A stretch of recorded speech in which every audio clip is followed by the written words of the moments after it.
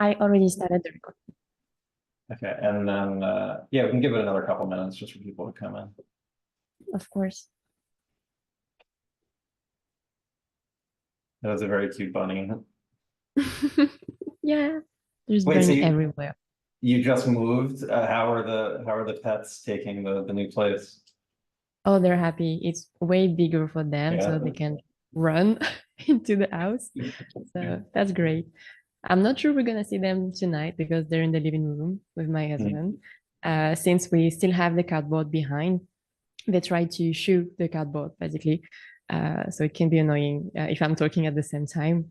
We it happened something really fun because when I was in a meeting with Sammy last week, the two bunnies starting to be crazy, showing everything behind me, Yeah. jumping on the printer and everything, and my husband was just running behind me trying to catch them. So just trying to avoid that. I don't think anybody's gonna complain if that happens here. It'll be too cute. Yeah. Yeah, there's a Snorlax behind, like not only a Snorlax, it's my family as well. Yeah. Okay, yeah, I think whenever you're ready, we can get started. Okay. Okay, Um, cool. yeah, also, just to kind of, I think it's good to do at the beginning. How do you feel about having critiques here have their cameras on during class? Or do you prefer? Of of course, yeah. Okay, I yeah. mean, it's So better if I can see people. yeah, if you're in the critique tier and you want to have your cameras on, this is a pro camera class.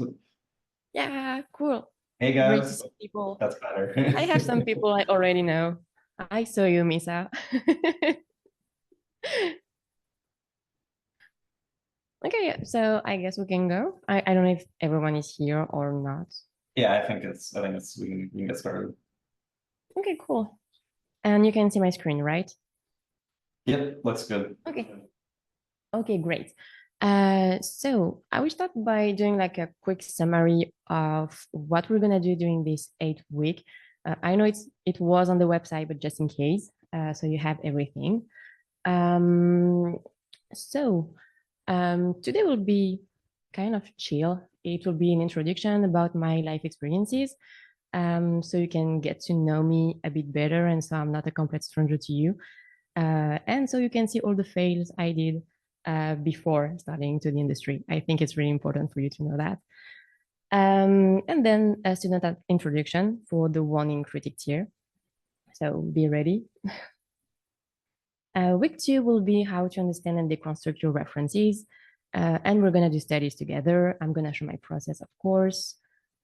Week 3 about how to understand and deconstruct several art direction and study as well. I will show my process about this as well and how I adapt to several art direction depending on the project. Week 4 will be testing various process to create your own artistic path. It goes with the week 3, basically. It's like testing different way, process, art direction, and then you can grab everything you like from all this stuff to create your own way and your own journey, basically. I will also talk about my own current process since it's something that evolved. My current process is not the same as it was like 3 years ago, for example. Week 5 will be about creating a mood board to prepare your own painting. So this is what I call build solid house foundation. So we're gonna see how to get good reference, etc. I will give you a brief to follow. It's not gonna be a strict brief, more like a sentence, so we can have a general line to follow all together. Because I think it can be really fun to like see what everyone can do with the same idea and the same subject. Week 6 will be how to use the reference you gathered to create your black and white composition. Week 7 will be how to use your reference to go from black and white to color. And the last week, sadly, will be final render and the post-production effects. And we might have a special guest at this moment. My husband, who worked on Star Wars, Horizon, and few stuff like this, And he's really great at giving feedback as well. And since I always love to have my husband to give me feedback on my work, since we are used to work together, I was like, maybe it's a good opportunity for you as well to have like a second pair of eyes on your artwork at the very end. So this is the summary. Oh, and I'm gonna talk a lot. Feel free to ask anything in the chat or just to unmute and ask anything if you need. I don't know if there is the end thing on Zoom, or is it something we only have on Google Meet, like when someone wants to talk. I don't know. Yeah, I think there is a, yeah. Okay. So yeah, if you want to ask something, just feel free. Oh, and yeah, excited about the two pork slide. Yeah, you mean this one? Yes, we're gonna go to it. So yeah, I'm gonna talk a lot about myself right now. This is not what I like to do the most, but again, this is really important, I think. So spoiler, yes, let me show you how I failed and how difficult it was. So yeah, here we go. So how it started. So I'm an only child. I was and I'm still pretty shy. I had a time to find something interesting to do during the day when I was alone. So I think at this moment, my only interests were to watch my two favorite anime series, Witch and Wings Club, just in case you don't know this thing. So don't judge me. I mean, not too fast. I was reading a lot of book and comics, but I started with that. I think one of my first painting that made it to the fridge was one of Bloom, like the blue fairy you have on the left side. Not exactly to the fridge, it was to the toilet wall, exactly. But anyway, just so you know, yeah, sweet memories, yeah. And fun fact is that I was graduated in high school in Italian thanks to the Wings, because I was watching the Wings series all in Italian in the original version, and I got like my graduation thanks to it. Anyway, so yeah, I was watching a lot of this girly series. I was reading a lot, book, comics. Um, and then you have the classic. My mom gave me a pen, and then I started to draw every day, starting by my favorite series, of course. Unfortunately, I don't have this drawing anymore. But yeah, since I learned it was impossible to be a witch or a fairy, sadly, I thought, what about learning how to create this world? So I was basically painting shapes and color, trying to be the more accurate I can. I had no clue what I was doing. It was like doing this exercise we maybe all of done, you know, the one when you have a grid and you paint like square by square, you put a grid on your reference, then you draw a grid on the side, and then you paint square by square just to not be overwhelmed by the reference. I remember I had to do that at school. So yeah, at this moment, I was copying instead of interpreting and synthesizing. I was not studying, I was copying without understanding, and everything was about taste, and accuracy. Luckily, I was curious, testing a lot of things, a lot of medium, basically playing with my shit without really understanding anything. Just to show you, ta-da, what I mean by playing with my shit, testing a lot of things.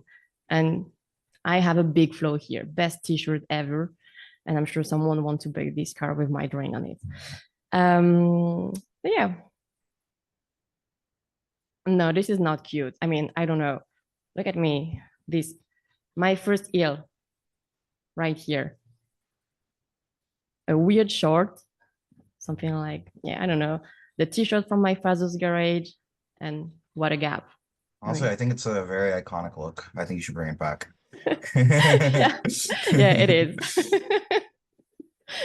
I found this one like back in my computer. I was like, oh, I need to show you this. Yeah. So the racing at match, well, yes, it does. Yeah, Then, when it was time for me to choose what to do of my entire life at 17, so after my high school, I was like, okay, let's do maybe like a law school or something. I don't know. I'm good at remembering things. This is what I had to do during all my scholarship. So, why not? Luckily, my mom told me, or you can do something you like since you're drawing every day and pretty much everything you see. And I remember I asked her seriously, I can draw Wings Fairy and buy food thanks to it. And she was like, yeah, I think you can. Maybe we can look for a school. So we started to look for school, an art school, and we found New Age. Just in case you don't know the school, I'll just show you quickly where it is. Some of you know the school, I know. Yeah, this is this school. This is a school in Paris. So I did 2 years there. It was at the very beginning of the school. So I know that now they have like a concept art section, but this concept art section was not here when I was at the school. Since it was the very beginning, I remember we got like the general class, we got the VFX and game art, but that's it. So I did 2 years there. The school was great. I wasn't. Um, so I did the first year. I basically learned Photoshop there and 3D, but when I started 3D, I was like, seriously, God, I want to paint. This is not for me. I'm so bad. I can show you some stuff. You're gonna laugh at me. Let me go in my folder. I'm sure I have some funny stuff for you. Yeah, I'm gonna show you my weird 3D. And you're gonna understand why I'm not doing 3D right now. Ta-da! This is Dr. Works. Yes, beautiful composition. So we can't read the DreamWorks behind. My best 3D in its best age. So yeah, this is the only thing I was able to find back in my folder. So yeah, this is beautiful. Really, my best 3D. Um, I yeah, it was really not my thing, to be honest. I tried my best. I mean, not really, but I tried at least. Um, so yeah, after that, after 3D, I left the school and I decided to learn by myself, basically. And yes, yep. I'm gonna show you more old painting, just so you can have fun with me. Get to know yourself is something I'm gonna talk a lot during the weeks together, because this is something really important. We don't talk a lot while doing art classes, I think, because it's really important to know who you are, what you like, what you don't like, to be able to build your painting and your path around this. So yeah, the thing behind this is what I was saying just before, was I was not a good student. As I said previously, I'm an only child. I grew up without my father, and I was taking attention and approval all the time. And it was kind of reflecting into my way of studying and painting and everything. I was not mature enough when I entered the school.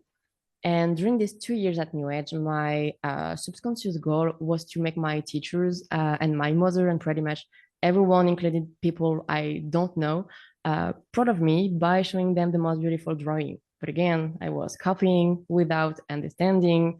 So yes, I received good compliment and kind word, but for what? I still don't know. I was learning pretty much nothing. So hopefully, since now I learned a lot about myself and how to overcome all this. But this is the reason why my course will be really around like being able to understand what you're doing and yourself. Just so you know, these are some of the painting I was doing when I was at New Edge. This is not fundamentally bad stuff, but again, this is only copying what I had on the side. So again, I was not understanding. It was just like patching color and value. So my color and value accuracy was pretty okay, I would say. But again, I was not understanding any single thing. I think I maybe have some more old painting to show you. If I go in my folder, I do have some, but they're not all from the same. Maybe I can start by this one. This one was, I think, my very first painting on Photoshop. But again, I was just trying to do realistic stuff. The resolution is like very, very bad. But yeah, I was like doing line by lines, everything. Not trying to simplify, not trying to understand, but just to copy my reference in no brain mode, basically. So yeah, this one was one of the first I did. Um, this one was an old painting as well. I'm really into old painting. This is the reason why I got my new old stuff for Christmas. So I just can't wait to go back on it. But yeah, did this stuff. Oh, this one is a really bad resolution. You can see the reference here, and the painting is not finished. But yeah, you got the point. Old painting. I just found one gouache stuff, this thing, but I'm not really into gouache. I find it really hard. Like the thing with oil is that you can kind of retry and retry and retry. So that's good. But yeah, old stuff. And oh yeah, I can show you that stuff as well. These were after New Age, but still old stuff you maybe never saw on internet because it's really old. I was trying portrait, I was trying everything. Yeah, this thing was after my internship, but we'll talk about this later. Same for this one. No, it was before my internship, my bad. Anyway. Portrait, yeah, because I wanted to be a character artist before being an environment artist. But this is something else.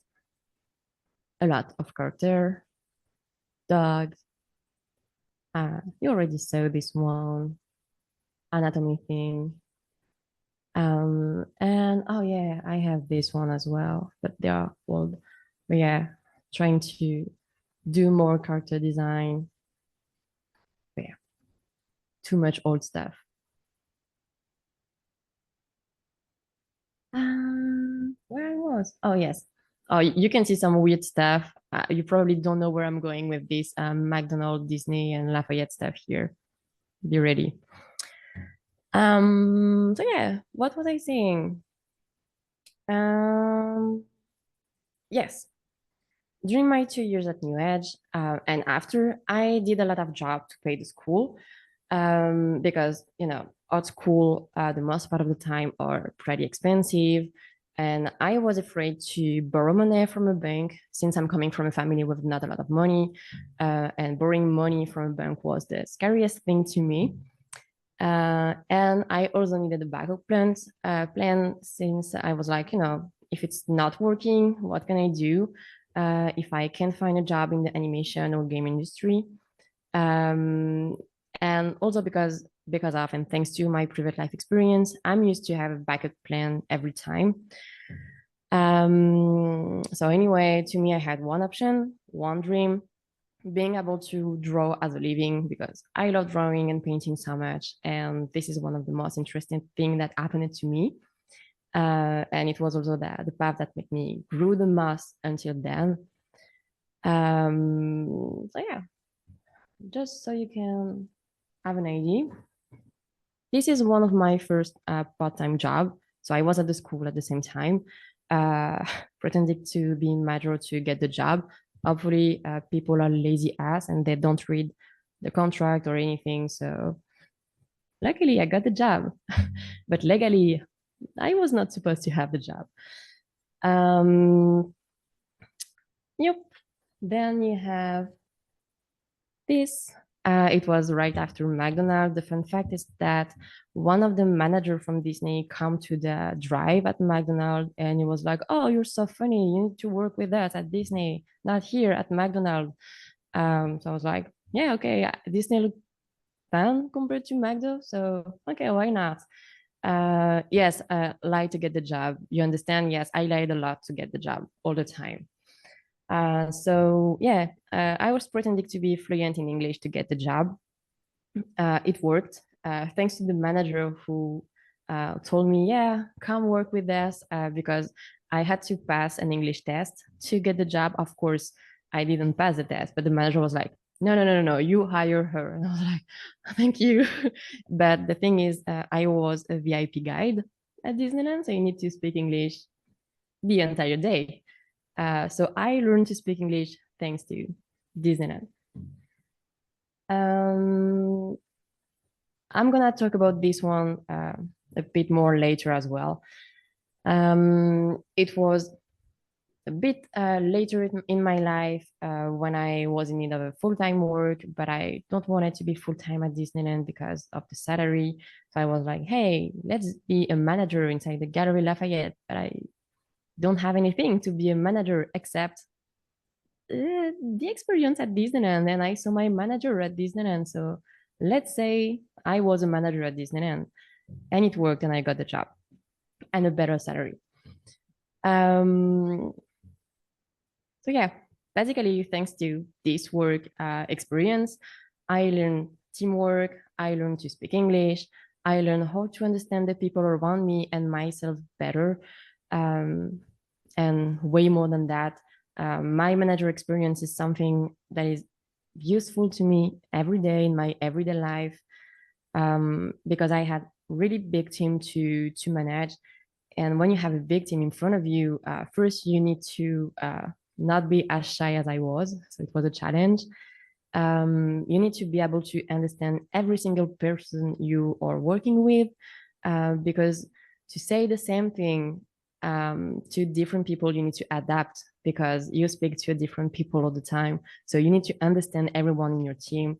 And yeah, this experience are something I'm really grateful for. And they helped me a lot since today, basically. Gotta fake it until you make it. Yes, this is the idea, and this is one of the title I have like later. So this is the best title of my life, fake it until you make it. What I was saying, yes. So after the Gallery Lafayette thing, I became a full-time manager in the Tower First at La Défense in Paris. Again, a new lie, but again, just for the salary. So I went full-time because I needed to find my own home at this moment. I was not at New Age anymore. I was learning how to paint by myself. So by myself means Gumroad at this moment, trying to find tutorial on some Facebook group. I feel old saying Facebook group. I think Facebook is dead now. But yeah, stuff like this. I think we got CG Pierce as well at this moment, but I think they just closed now, like a few weeks ago. But yeah. So yeah, I was looking for an internship to learn directly with people since I got no school. I was learning by myself. So the best thing for me was to try to get an internship, to know more about the industry, to improve around people that inspire me and who are better than me, basically. But the thing is, how do we get an internship when you don't have a school? Because the internship paper can only be provided by schools the most part of the time. It's nearly impossible. But at least in France, I don't know if this is something you have in other country. Maybe you'll be able to tell me. We have something called Mission Locale in France. So this is basically a house for young people looking to find a job interest. And for this reason, they can provide you a 2 month internship paper to discover a job. So it was my only option at this moment. So I was like, okay, great, let's find something. So I got a first internship. I don't even remember the name of the company. It was unpaid. Don't do this. It was unpaid. It was for 2 months in a startup. No one was paid inside the company, basically. The company closed pretty fast. We don't know why. and we were doing like a cat game, something really weird. I'm kind of like followed by cat stuff because this is something I didn't tell you before, but after New Age, before being self-taught, I tried another school. I'm not gonna tell the name of the school, but this school was a scam, literally. And we were making like cat in paper. The teacher were like, yeah, you need to start the drawing and then you finish it with your eyes closed and then you give your painting to your neighbor. And I was like, what? Where I am? I don't know what I'm doing. So I left the school and I was able to get back my money by doing fake paper on Photoshop. Don't do this, but I think at least to me at this moment it was fun to have my money back with a fake Photoshop document in a Photoshop and art school. But anyway, I get my money. This is the thing. Yeah, draw the rest of the all. Yeah, this is the idea. Yeah, so first internship, unpaid. The company closed pretty fast, but I was able to understand my current level because the artists in this company were pretty good. I'm still in contact with some of them. One of these people is working at Riot Game. I mean, they were already really great at this moment. But I was like, okay, I know what to work on, and yeah, I also improved my level of Super Smash Bros. And that was great because the reason why I got this internship is because on my resume I put the logo of Super Smash Bros. Just in case you don't know what I'm talking about. Here you go. This is my favorite game, so you can't judge me with this. This thing. So yeah, I put the logo on my resume and I was like, I love this game. And luckily, the people in this company were playing the game at all the lunch. And one of them was like a pro at this game. So that was really funny. I'm pretty sure I got the job just because of this logo in my resume. Who's your main? The name of the guy playing. What character do you play in the game? Oh, in the game, I was playing mainly two characters. I was playing Pete or Zelda. Okay. This is what we did at Game Loft too. We would play Super Smash at lunch. Really? Yeah.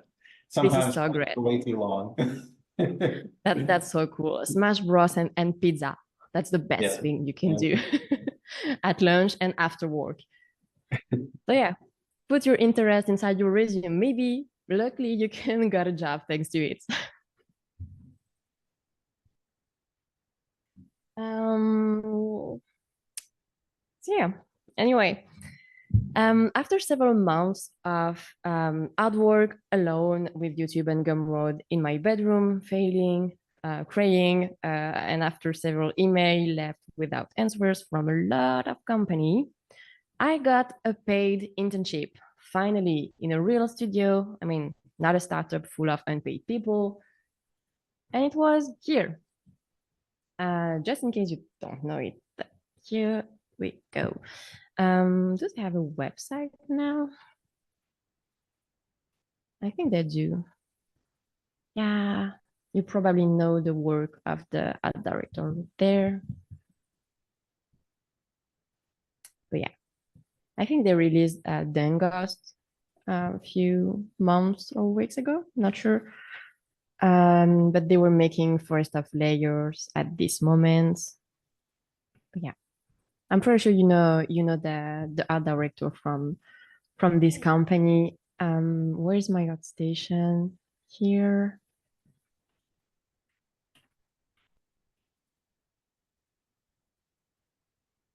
I think.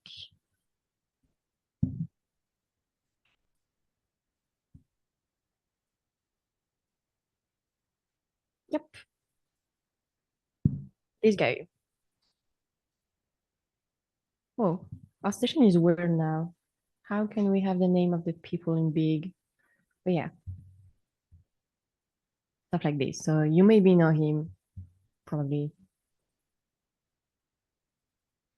Oh yes, I'm gonna show you this. Yeah, the thing is, remember my mission locale thing with the internship paper. They does not offer unlimited internship paper, unfortunately, and I wanted to have a 6 months internship with Umeshu Lovers. And they told me, hey, this is a new company, so we can offer you 2 months more, but that's it, because we can still fake like this is a new job in another company to discover a new job. So yeah, 2 months, but that's it. I was like, all right, I will take it anyway. I did my 2 months internship. Of course, I said to my mentor, yes, I have anything I need for this 6 months internship. Was not the case. But yeah, after these 2 months, I went into another city. I asked one of my friends who lived there to write a letter for me saying I was living with him because I had nowhere to go. And thanks to this letter, I went to the mission locale of his town and I asked for 2 months internship paper again. So I did this until I got the 6 months internship, basically. And it worked. So that's great.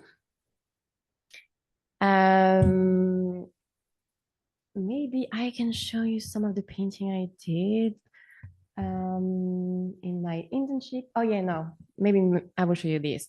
It was before the internship, and this is the painting that got me the job, basically. I remember my mentor told me, yeah, hopefully you got these two painting in your portfolio because without these two painting, I wouldn't have hired you. I was like, hey, I don't know if this is a good thing, but yeah, I got it. So yeah, this is when I was starting to understand things about shade, color, value. It was not still there, but it was a beginning. Yes, there is a friend's map, but there is a reason for that. You will see. Um, I don't know if this painting are cool or not. I think I saw this painting too much since it was like maybe 4 years ago or more. But yeah, thank you. Yeah, the internship was in Toulouse. So I will just put this here because I know everyone is not from France. I was living around Paris. Toulouse is here. So internship in Toulouse, it was paid, but barely enough to pay the flat, I mean, the rent and food there. So I don't wanted to quit my job for an internship and an unsure future because yes, an internship is good, but I still don't know if I'm gonna have a job after that. So remember, I was a manager at this moment looking for an internship. But before that, I was working at Disney. And what I did before I quit my job at Disney, I did what we call a request for secure voluntary mobility. This one is hard. This is something you can do in a lot of company, but the most part of the time people just don't know or don't tell you you can do that. It's like you can just go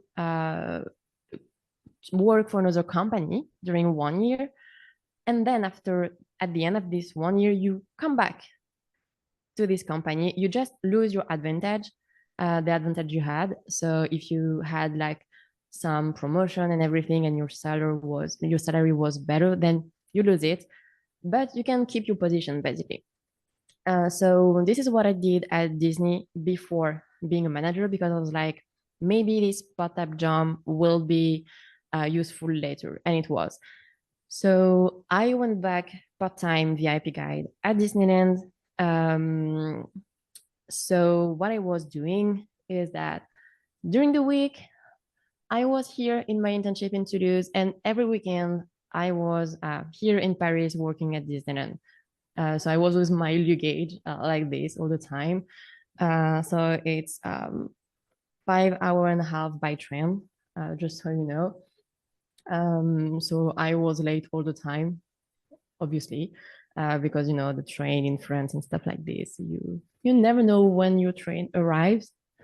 Um, and I remember at the very beginning of the internship, I was like, I will never tell to my mentor that I need to go back every weekend to Paris because first he will think I'm crazy, and he will think I will be too tired to do the work I need to do during the week because I will be too tired. So I was like, okay, let's say nothing, at least during the 2 first months. Let's prove that I can do it. And then after, let's say, hey, the reason why I can't hang out with the team all the weekend is because I'm not in Toulouse, I'm in Paris, I'm working. Hopefully they were really kind and they were like, oh, okay, then you're kind of brave to do it and your work quality is remain the same. So that's fine for us. And they also allowing me to be like 1 hour late on every Monday, just so I can take my train safely and without having to rush all the time. So yeah, that was great. Oh yes, the thing I did in internship, some studies. This is basically what you're gonna have to do, and it's gonna be really great. I have more of this. I will just show you a summary of what I did because I have it on my Photoshop, but I will go in my folder right after. So these were some 1 hour study I got to do. I had to do a lot of plans like this. As you can see, I was getting more and more into shape and simplification. So that was great. I was painting food. Again, my life is really turned around food. So a lot of food, a lot of detail because I love detail. I love food. That was great to paint this. You know what? Let's go in my folder. No, this one is Chibaro. What do I have about the internship? I'm sure I have a lot of things. Yes, I do have a lot of things.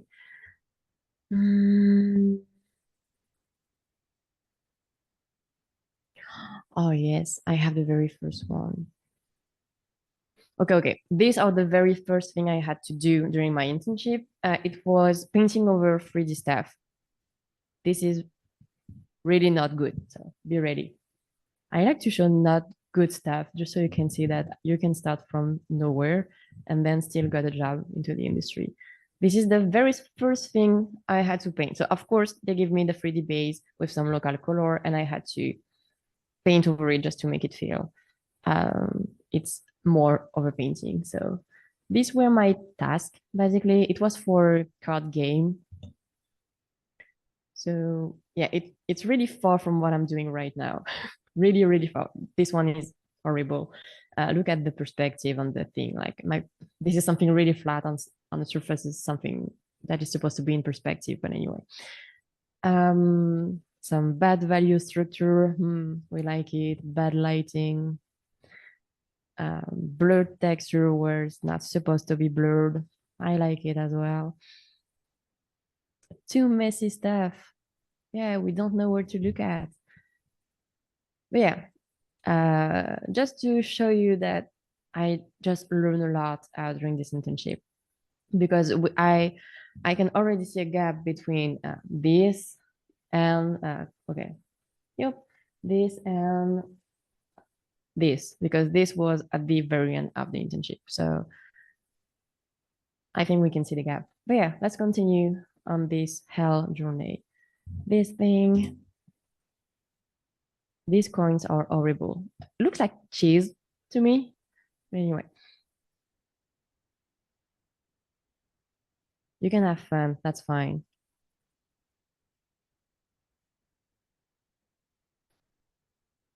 And I remember I showed some of this stuff when I was hired to work on my Netflix thing. Oh, I'm gonna go back on this after. Yeah, I showed this one because yeah, this is later in the conversation, but anyway, for my first Netflix job, and I had no job experience before that, they asked me, "Hey, do you know how to paint on top of 3D model?" And I was like, "Yes, I did it already, but the only thing I can show you is that stuff." So, and I don't know why, but I got the job thanks to exactly this one. Maybe thanks to him here, the lucky boy. But yeah, I can't. Looking at this is too much. What do I have from my internship as well? Um, oh, I have one more food. This one. This is my favorite meal. But this is not the good recipe. But anyway. Um, oh, I did some paint over on top of 3D base as well. Oh, maybe I can show you this. Um, yeah, some paint over on top of 3D. Like this is the 3D they gave me. So it was already done basically, but I had like some color adjustment and everything to do on top. But yeah, just some tiny stuff like this. Again, I was in internship, so I was not doing big stuff, just small stuff to help the team and trying to improve the best I can. Oh yeah, I did this as well. Okay. Not this one, but I had to like put the character inside the scene. It was for a Board Star trailer a long time ago. I think it was released, so that's fine. What is this one? Yeah, just had like some subtle stuff to do. And what is this one? Yeah, I got this one to do as well. But yeah, some tiny stuff I never showed to anyone. So you're the first one. Even at New Age, I think I never showed this thing. There is never a dumb question. What are you saying? So, what did this painting get used for? Which one? You mean the one for Burstar or for the for a trailer? But you mean the like this one?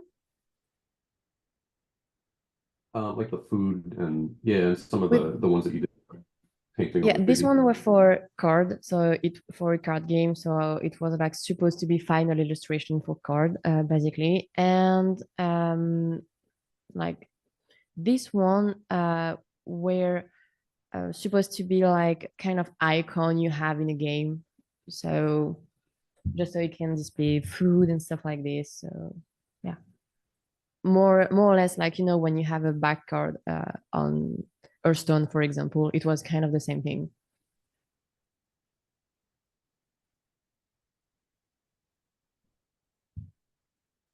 You love the tomato one. Yeah, that was great to paint. What year were these though? Hmm? What year were these? Like the food one and the card game stuff? Like when was it?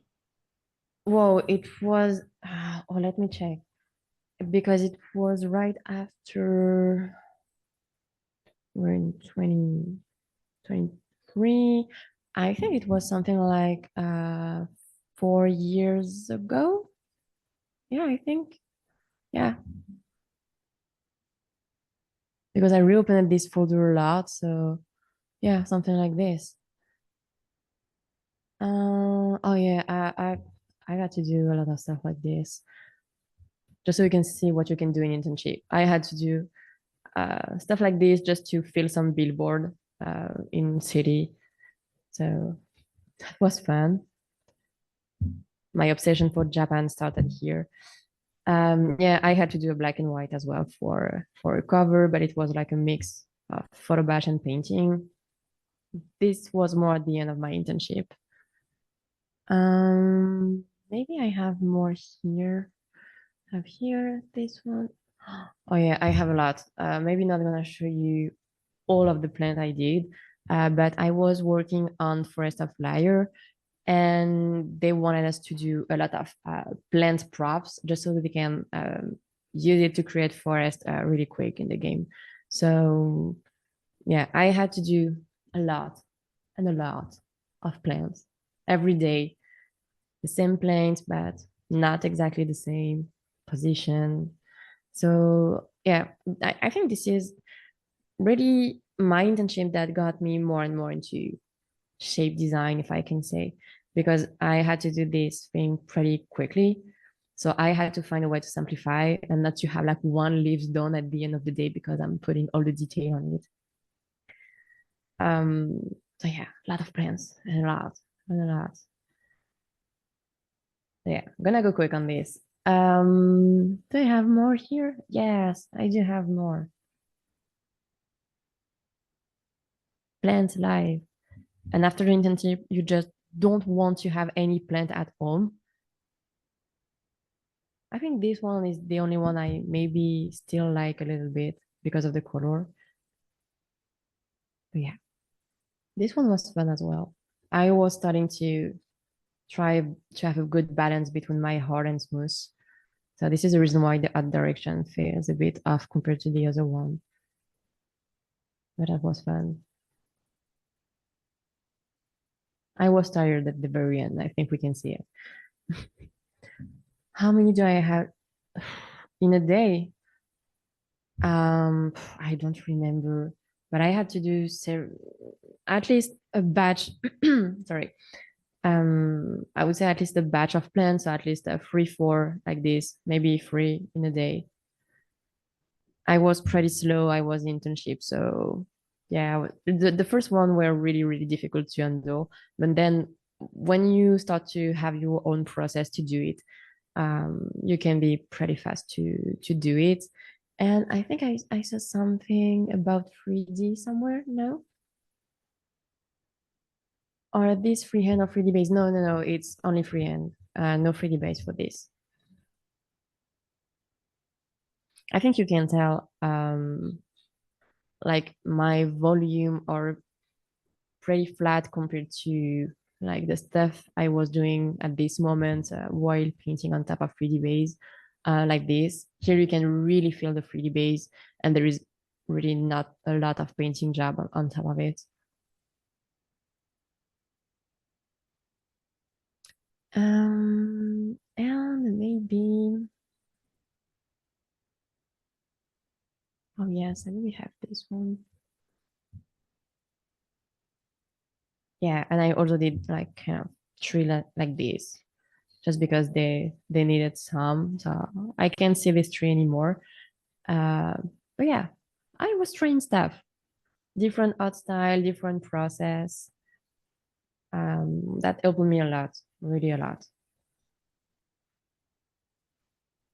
I think that's all I have for my internship thing. Oh no, I think I maybe have more here. Here. How did I find the internship? It was on Facebook at this moment. The company just sent a message on Facebook, like a post, and they were like, "Hey, we're looking for a student to do an internship with us. So yeah, if you want to apply, send your portfolio here." And that's pretty much it. So I was lucky enough to see the post, to send my portfolio, to cross my finger, and I got the job. And oh yeah, this is part of all the study I did with them. It was all 1 hour study things. Where it is? Yeah, I was doing car study. I was doing baby in water study. I was doing a lot, to be honest. Where are they? Yeah, plant study. It was I have a quick only question, Leah, if that's okay. I just wanted to of ask, course. when did you find yourself like kind of still in the sense of realism, but like working as reductively as you are in like these paintings? And what do you find like motivated you to kind of make that leap to, I guess, try to say more with less? Yeah, I'm gonna talk a bit more about that later in the introduction, but it's really again about getting to know myself, what I like, what I don't like, and I was able to test a lot of process. As I told already, I was really curious and testing a lot of things. I tried to paint like League of Legends splash art. Like the process is completely different. This is like high rendered texture and lighting and everything. I tried this. I tried a lot of different traditional media. Um, I was like, since I was watching a lot of tutorial from various artists. I was trying everything. And it's like, at the end, you have kind of a lineup on top of your head. And you're like, okay, I like this. I don't like this. I like this. And then you end up with like your screen with all the stuff you like, all the stuff you don't like. And so you're able to make choices. So there is this. And there is also my personal life experience. So again, I'm gonna talk more about that later, but since I'm someone very perfectionist, but not the perfectionist you put in your resume as a default because this is a cool default, you know. The real one that cannot be really cool in your everyday life.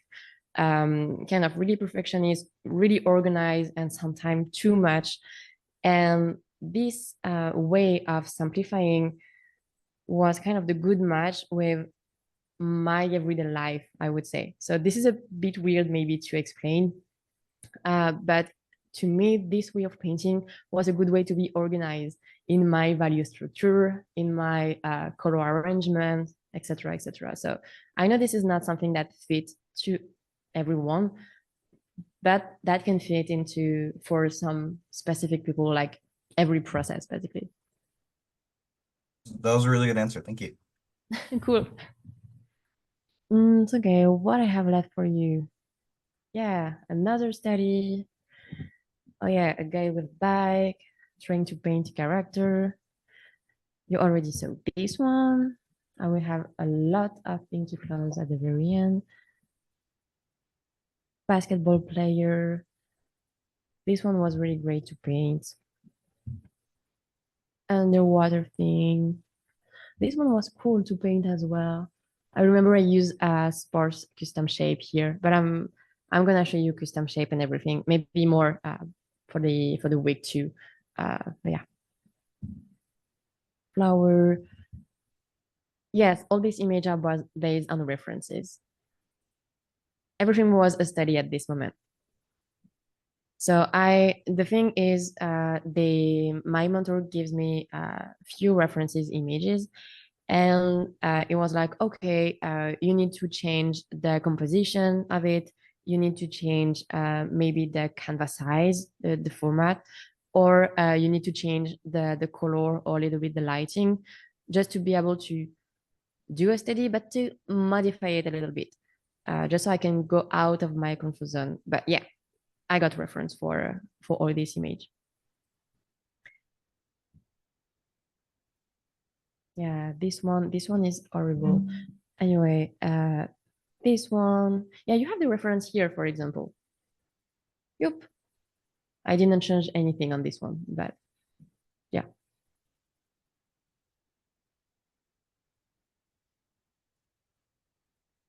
Got this one. This one as well. This one was cool to do. And yeah, the last one was this one. And the ref was this one. I went a bit too crazy with the color, but you got the idea. Okay, let me close everything. I think I opened too much thing. Can I close all? This is amazing. So yeah, I think, oh yeah, I did this one as well. This one was fun to do. Yeah. Anyway, you have everything from my internship, I think. Yes, I think so. So yeah, let's go back to this. My internship plan are here. And yes, this is what I wanted to talk about with you. This thing. So it's basically people I meet, my family, what I went through. All this thing has affected my way of perceiving the world around me, my way of thinking and analyzing, so my painting as well. So this is again the reason why I want you to be able to understand what you like, what you don't like, who you are, um, why you like to paint like this and not like this. This is really important. Why do you like to use often this color and not another one? Is there something like a pattern you see in your painting, and why this pattern is here? This is not a bad thing, but just understand why, basically, so you can be able to play with it after. Because yeah, life experience are the thing that build yourself and your heart. Your painting will look that way thanks to your personal growth experiences. And for this reason, your painting will never look the same as someone else. Um, all this life experience I shared with you previously are what makes my painting different, basically. There is a question I receive frequently on Instagram, like, are you afraid that people can steal your art style? Are you afraid your art style is too similar to another artist? Blah, blah, all that stuff.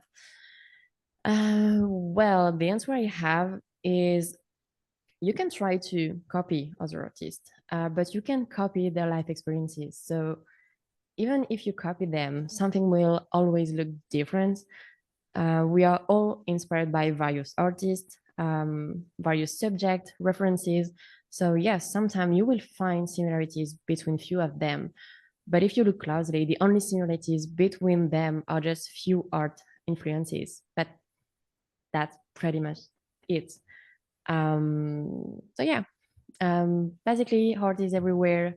Take the opportunity to reference yourself everywhere, to observe your surrounding everywhere you go. Can be a table, clothes, a rock, a flower shape, a bird, a person you just meet, anything, because this is also part of your life experience. And this is how you're gonna grow the most, I think, and how you're gonna feed your art journey, I would say. Oh yes, what is here? I think I missed something here. Let me check. Oh yes, okay, I got it. So my first step into the big world of animation and video game, because I started with video game actually. So after my internship at Umeshu Lovers, I started to look at more and more online events and courses to learn even more. And I found at this moment the Lightwork Expo online, and I learned about Bastien Grivet. I think you might know him. Bastien, I'm sure you know him, but just in case. Yep. Ta-da! He worked on Spider-Verse, so I'm sure you know him. Yeah, and I remember I saw at this moment a tutorial about this painting. This painting is amazing. So my internship plus this tutorial, the one from Bastien and the one from other artists I got after my internship, got me to know way more about myself, the process I really wanted to go for. So what I did is I wanted to do few painting that reflect everything we talked about before. So I removed all the stuff from my portfolio and I restarted everything from scratch because I wanted to see where and who I was at this moment, basically. So, yep, here we go. First painting to rebuild my portfolio. I redid this one twice. The first one was crap, so I redid it. And I started to have like interest from few people. So that was cool. Then I did this one, and this one. Yeah, this one is really a thing. You know what? I'm gonna look for something at the same time here. Maybe I can show you something.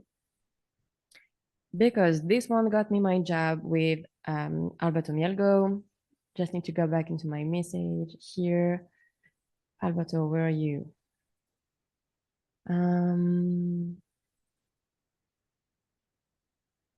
Just so you see, because it's fun. Here. Internet, please help me. Okay, great.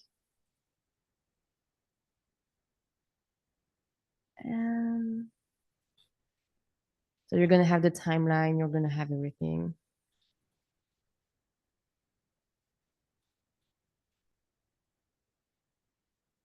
Yep.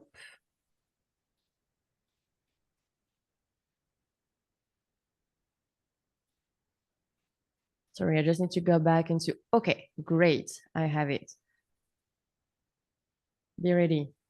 After this painting, this is what I received. Where do you live? Where do you work? I'm very impressed by your background painting. We have some common cool project. You can see I took a day to answer, but I saw the message really quickly. But I was like, the first, I was in panic mode at this moment, of course. And I did this stupid thing of being like, do I need to wait to answer to fake that I'm busy? This is what I did. I'm stupid. So I wait an entire day, but of course I replied in the morning because I was too excited. But yeah, I wait an entire day to give him a message. So yeah, I replied all the question. It just told me barely when, but that's it. These are all the information I got. I didn't know anything about the project, but I say yes anyway. Um, let's put it on the side for now. Yes, I cannot believe we started the conversation with where do you live? Yeah, it was really, really weird. I mean, this is really Alberto, to be honest. It's pretty straightforward. Like, you know what it is. That's it. But yeah, this is really impressive. When you first you are rebuilding your portfolio because you wish to get a job into the industry, then one of the people you wish to work with one day send you a message, and then you're like, "Are you sure the message was for me?" And then the message is scary like this one. Yes, this is really weird.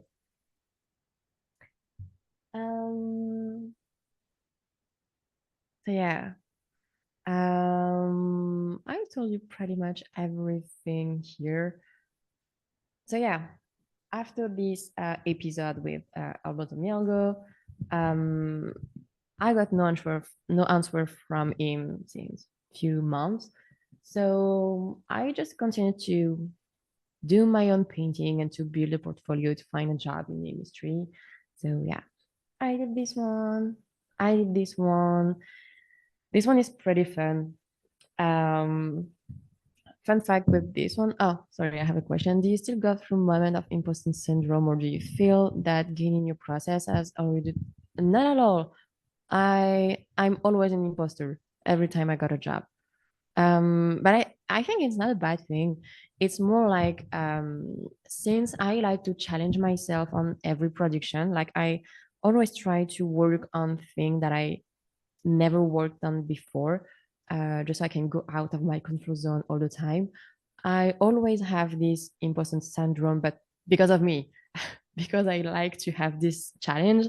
So yes, all the time I start on a production, I feel like kind of the newbie of the team because I'm among like incredible artists that are way better than me sometimes. So yes, I have this imposter syndrome, but in a good way. It helped me to be like, okay, these people are great. I want to do my best to be as good as they are, and I'm sure I will learn a lot. So it's okay. I have it, but it's okay. What I was saying, yeah, fun fact being behind this one. This is my husband. This is me. We wanted to go in Japan, but it wasn't possible. At this moment, it was like the beginning of the COVID, if I remember well. So nearly impossible to travel. So what we did is that we went on Google Map.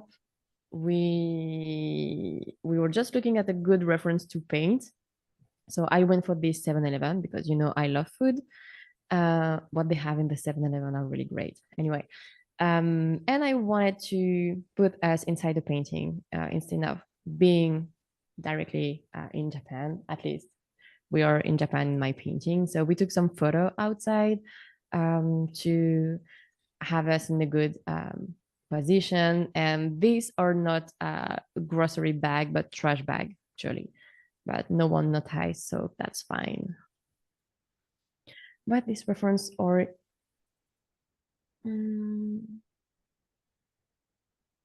yeah, it was like quarantine era plein air. Yes.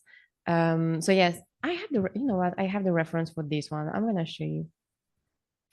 So this is a reference I took on Google Map, and for the poses of the character, we just went outside with my husband and we took picture of each other just to have the good pose reference. Let me find this one. My personal painting are here. My process are here. Where are they? Here. This was the Google Map thing. The resolution is horrible, but anyway, I like to work on low res stuff. Help me to really simplify and not focus on too much detail. So yeah, it was the ref with the taxi guy here smoking. Yeah. Oh no, I wanted to put them side by side. But yeah, so you can see. Sorry.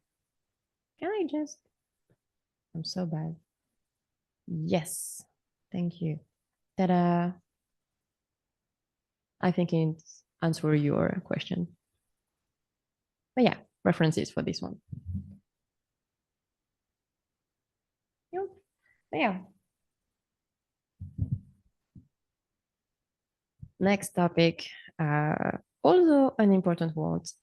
What about coincidences and luck?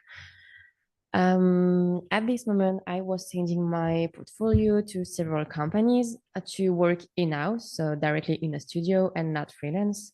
I never got any answer. But after a few months, I started to receive freelance offer by email. Only one freelance offer.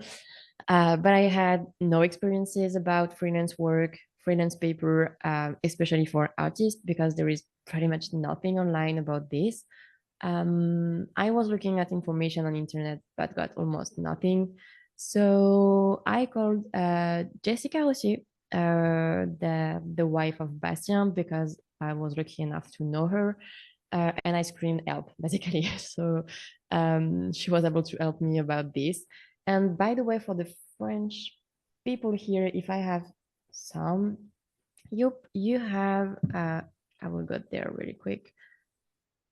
Nope. On this platform, this is a digital painting school. They have a really incredible course about freelance.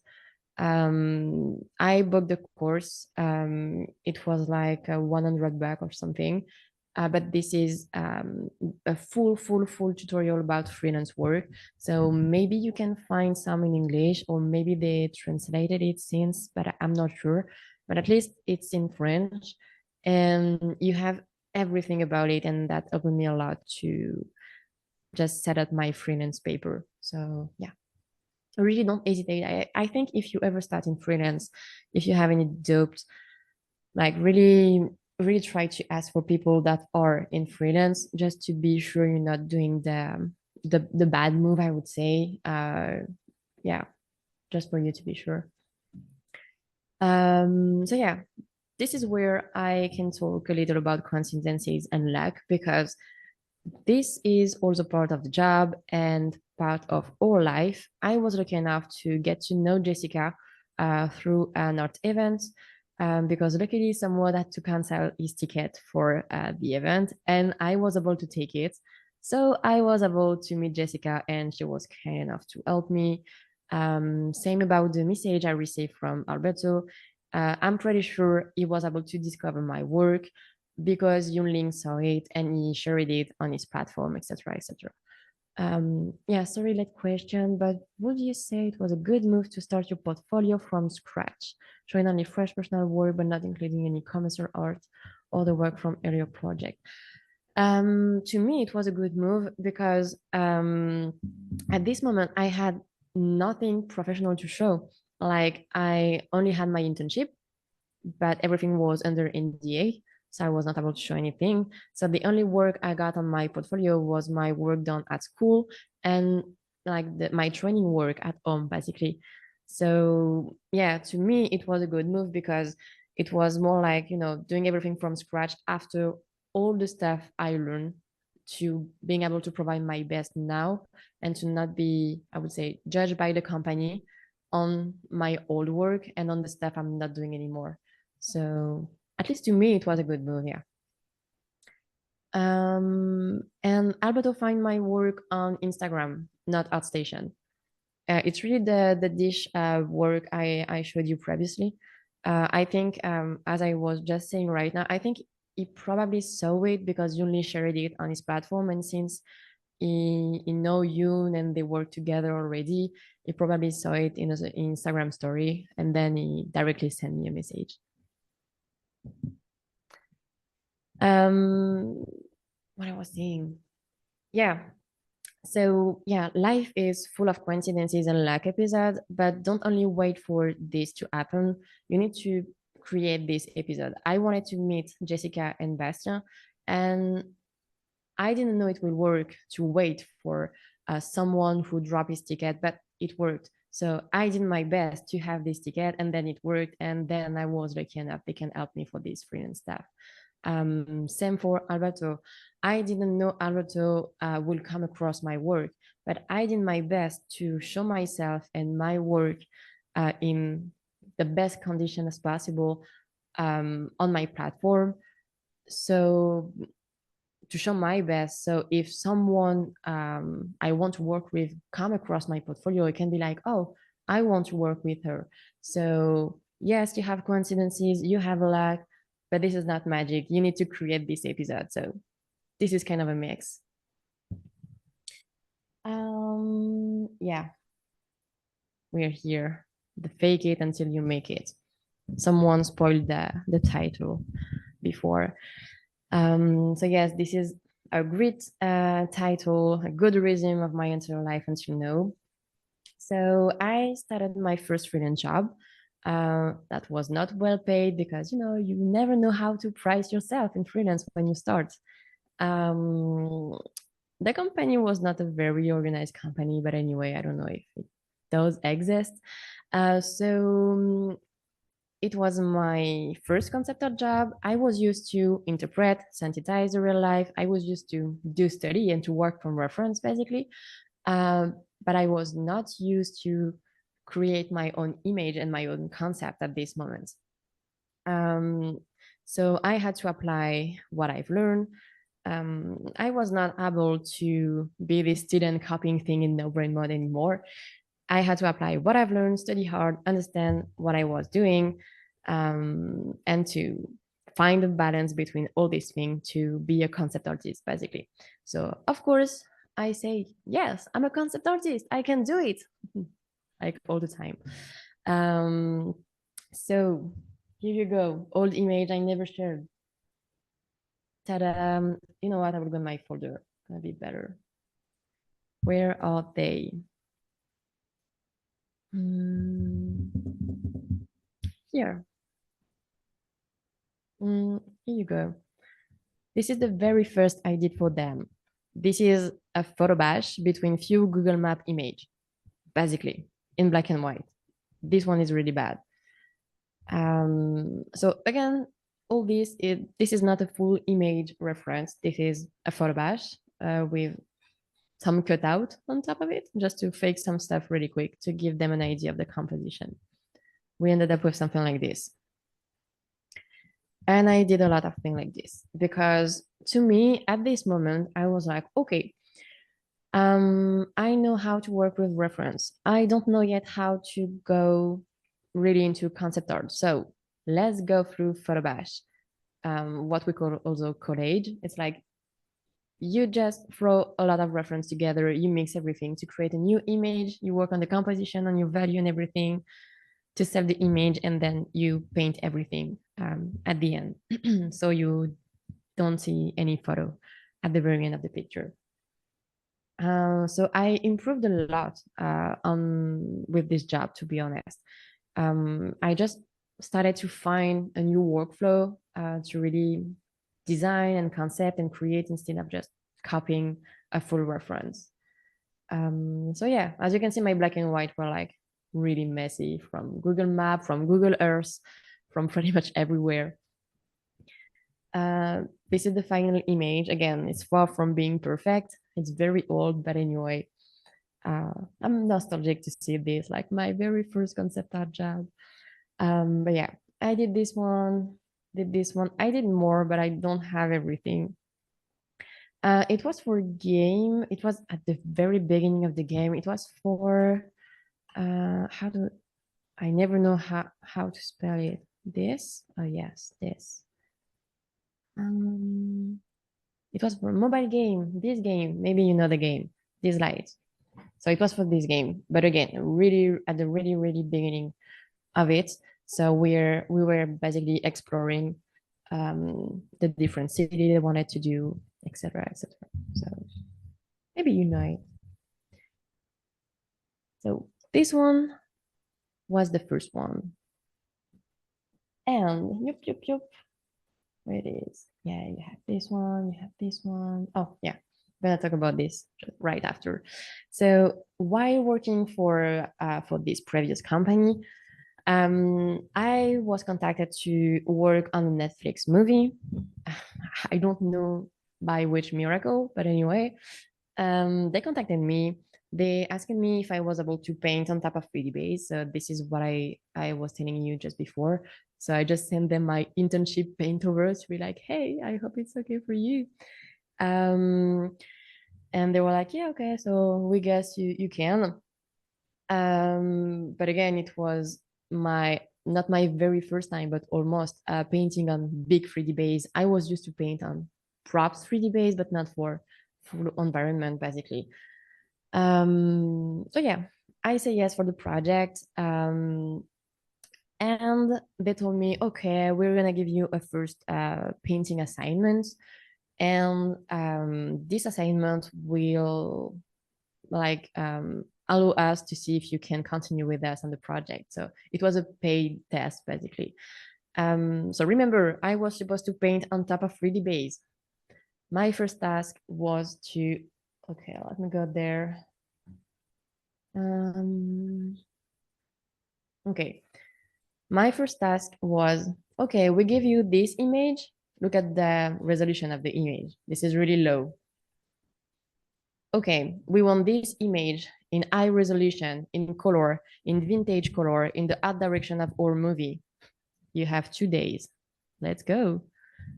It was the idea. I was supposed to paint on top of 3D base.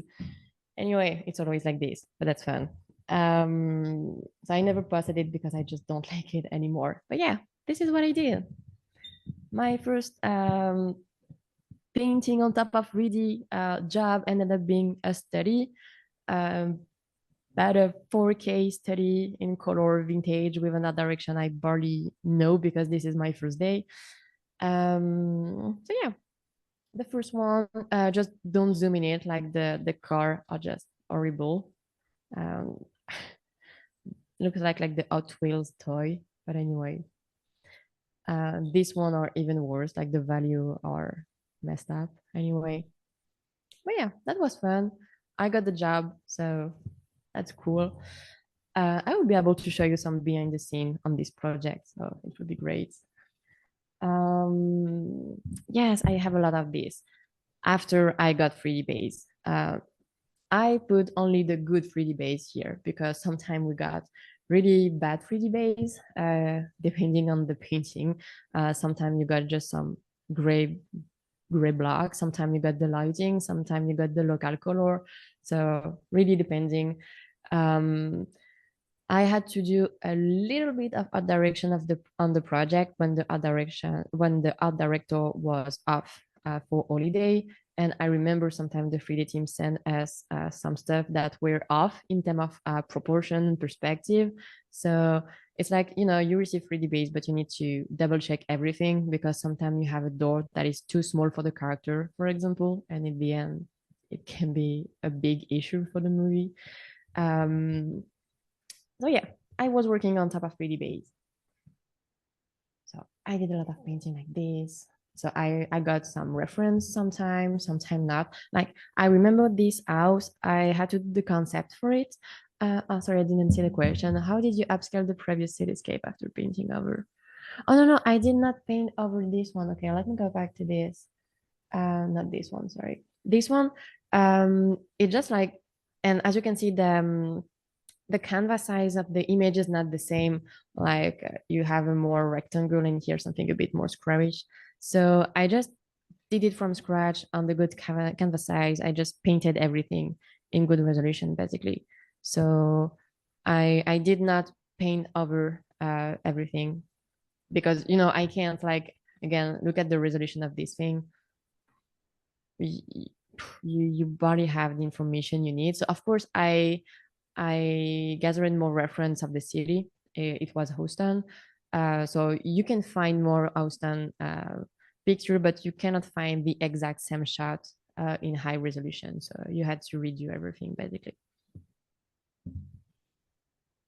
So yeah, it was on the blank canvas. Yeah. Did you also get color script, or were you given more liberty to choose? It was my very first painting and first day, so it was like a really small brief, like okay, we're gonna go for kind of this art direction, and they give you just some hint about it, or some painting that were made in VisDev before, but sometimes the art direction change a little bit in between, and they were just like, okay, we want something that looked vintage, old school, but then you just do with it basically.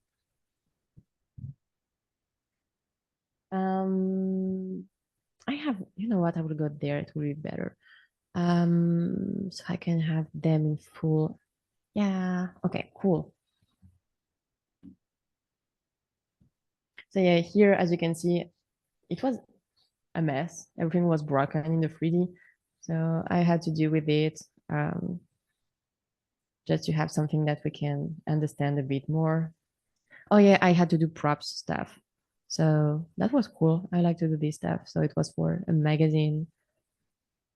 These stuff are like really in my comfort zone, like a lot of detail. I just like to do that stuff. I think some of them that I just never passed. Yeah, I think this one I never passed it. Oh yeah, and I was about to say something about this one. I started into the background painting team. So basically, they give you references, they give you the 3D or the sketch, or they give you the VisDev work that have been done for this location. So you pretty know the color, the lighting, or everything. But then they asked me to join the concept art team for a few months to help to design some stuff that were not ready. So I had to do the concept for this house and for another car. But yeah, I had to do the complete concept of the house. Maybe I have it, but I need to go back into my folder after. Yeah, this one was cool to do. This one was in my comfort zone, just detail, detail, detail. That was cool. The famous 3D. Oh yeah, this one as well. I never posted it because I don't like what I did with I don't know how to say that in English. Sorry, but the cornflakes, maybe? I don't know. But I just don't Cereal? like what I did. Oh, sorry? Cereal? Yes, cereal, sorry. Oh, this is the same in French. Okay, cool. But I had fun with the glass and stuff like this. This one was more like a prop study and food because I love food. Oh, I remember this one was fun. The coordinator was asking, hey, we have something maybe a bit boring to do because this is not environment. We need people to do food. I was like, please, I want to do it.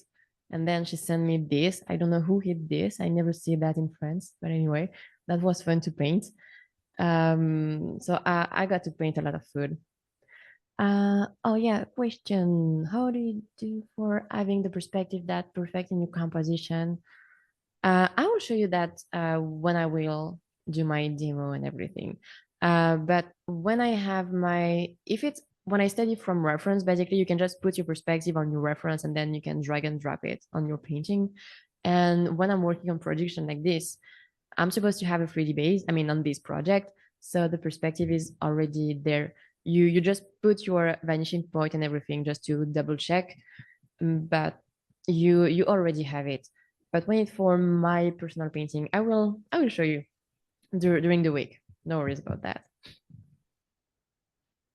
Oh yes, this one was one of the first one as well. You can see that the direction changed a little bit. Yeah, you already see this one. Oh yeah, never post this one as well because I don't like what I did.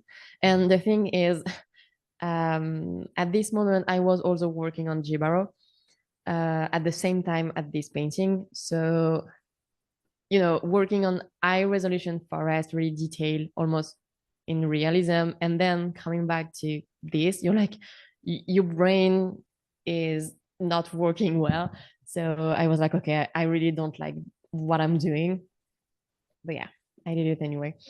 Okay, I just want you to show you this. Having dreams about the lasso tool. Yes, same here. Maybe I will show you. Where is the one I want to show? Yes, for example, this one. Ta-da! We got image from the set because it was a live action. So actors were filming on set.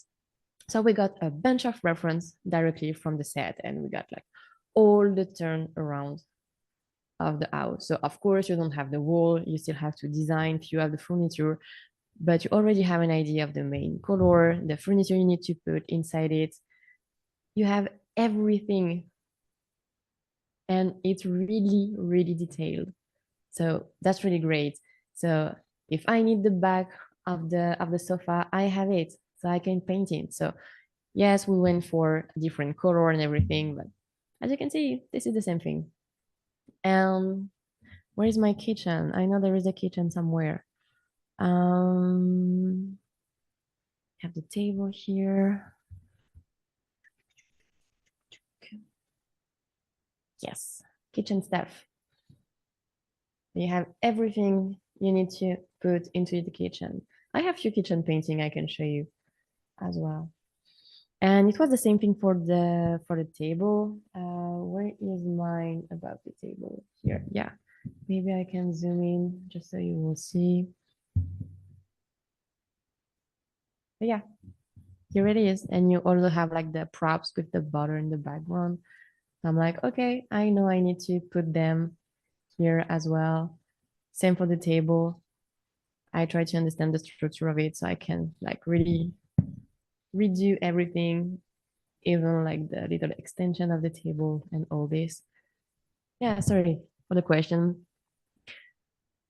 How do you manage juggling two styles like that usually? Again, I think we're gonna talk about this in week 3, something like this.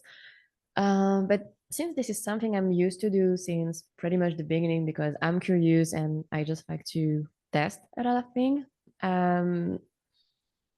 In the end, it's more like, okay, you start on the project and you take some time to analyze all the painting they have already done. I like to put some note on the side, for example, just to analyze the art direction. And then it takes you a few paintings to adapt, of course. I mean, we're not robots. But then if you take the time just to understand the construct, and if you are curious enough just to test several art direction, then it's pretty, I will not say easy, but pretty okay to handle several art direction. Sorry, I'm not familiar with the set to painting process, but is it live action with painted background? Exactly. Exactly. It was live action and we had to paint the background. Yes, and it was a rotoscoped film. Exactly. So yeah, it was a really particular process, but that was cool. You know what? Maybe I can. Where it is? Yes, here. My folio are way too big. Kitchen staff. I'm looking for a kitchen staff to show you. Yes, I have one here. Yeah, kitchen staff. It was really simple. This is the reason why I never posted it. But then, you can add the little props and everything when you saw them on the set, because on the 3D, they're not here. And then you're like, oh, but on the set, I can see that there is the cup of coffee, there is the toaster. So you just add it thanks to the set. There is also, which one I never shared? A lot. There's a lot I never shared. Oh yes, some Another would quick be. Oh yeah. question, Leah. Uh-huh. When there were, because this film was like rotoscope, when there were camera moves, did you have to like paint every individual background separately? Or were they using like 3D models for that? Not sure to understand. Like, we got all the background separated for the movie, basically. So we had to paint every single background, if that was the question. We were a Right. lot of artists, so that was great. But oh, the thing is, maybe I can show you this like this as well. Um, yeah, I have this one. Sorry, I need to play with the chat to be able to find my folder. Um, where it is? Maybe behind you. You have one here, one here. Yes.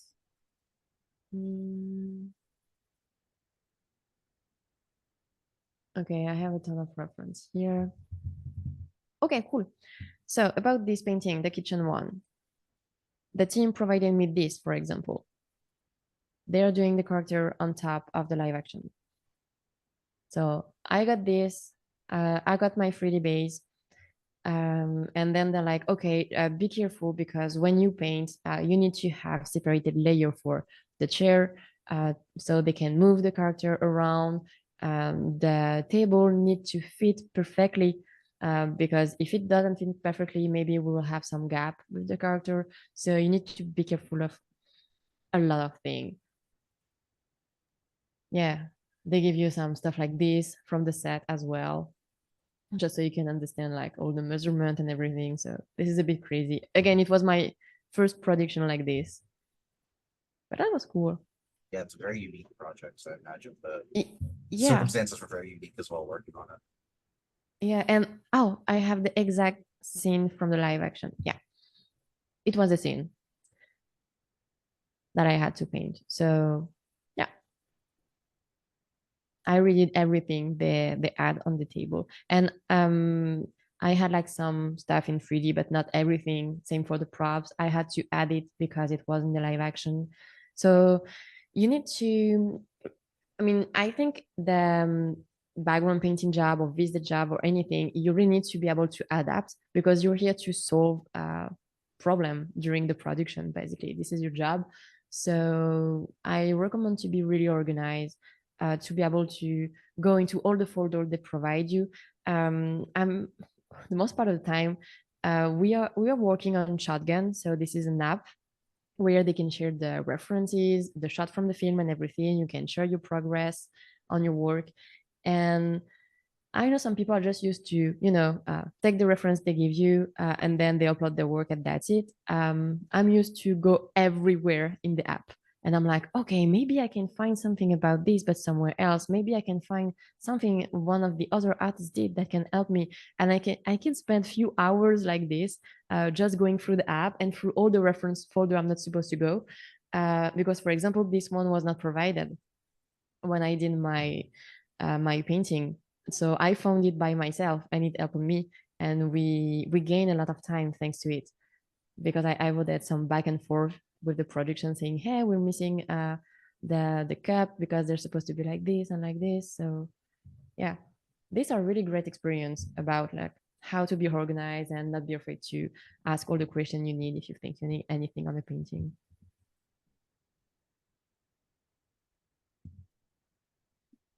And do I have something here? Oh yes, and this is one of the VizDev piece I got. I think it was this one. Yeah. Oh no, it was. Let me check. Sorry. Maybe this one. Yeah, this one. So this one was one of the early concepts that was done by the art director. So as you can see, the table is not exactly the same. Same for the color of the chair. So you really try to bring all the reference they gave you, all the material you can. And then when you're not sure, because if you remember between this and this, I was like, what do we do about the chair? Like the color of the chair, the design of it. Do we go for something more round or do we go for something straight? Like, what do we want? And these are information you don't always get by the team. So you need to be, I think we say proactive or something like this. It's like if you have any question, if you think there is something that can be an issue or that can make you lose time because you're going to have back and forth to do, just bring it to the team and be like, okay, I see different color, I see different design. What do we do? What is approved? What is not? And then you can start painting basically. So yeah.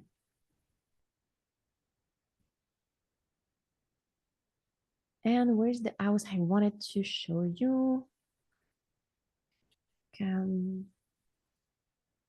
Yeah, this one. Do I have the final concept? Yeah. Yeah, this is the concept for the house I had to do. And do I have, oh yes, I have it. This one was a mess because we had an entire neighborhood to paint. So all the houses were supposed to be different. And in the movie, we see some of the neighbors. So it was really tricky. And yeah, we are receiving like the map of everything to see how the character were moving inside it. But I don't have it now, but I remember I received a big map with all the number of the house because you need to be careful in each image to put the right house on the side, because if not, you will have like some bad cut during the movie. And I remember the map was a mess, and sometimes some of the guy in 3D will just put it random blocking of house, but they were using the wrong blocking for the house. So we had to double check, because if you just paint in like no brain mode on top of the 3D and then you end up painting the wrong house, and then you will have to redo it after. So yeah. Anyway, let's go back to other stuff. Oh, and yes, when you're working with an incredible team, you got some amazing drawing. So my fave. Anyway.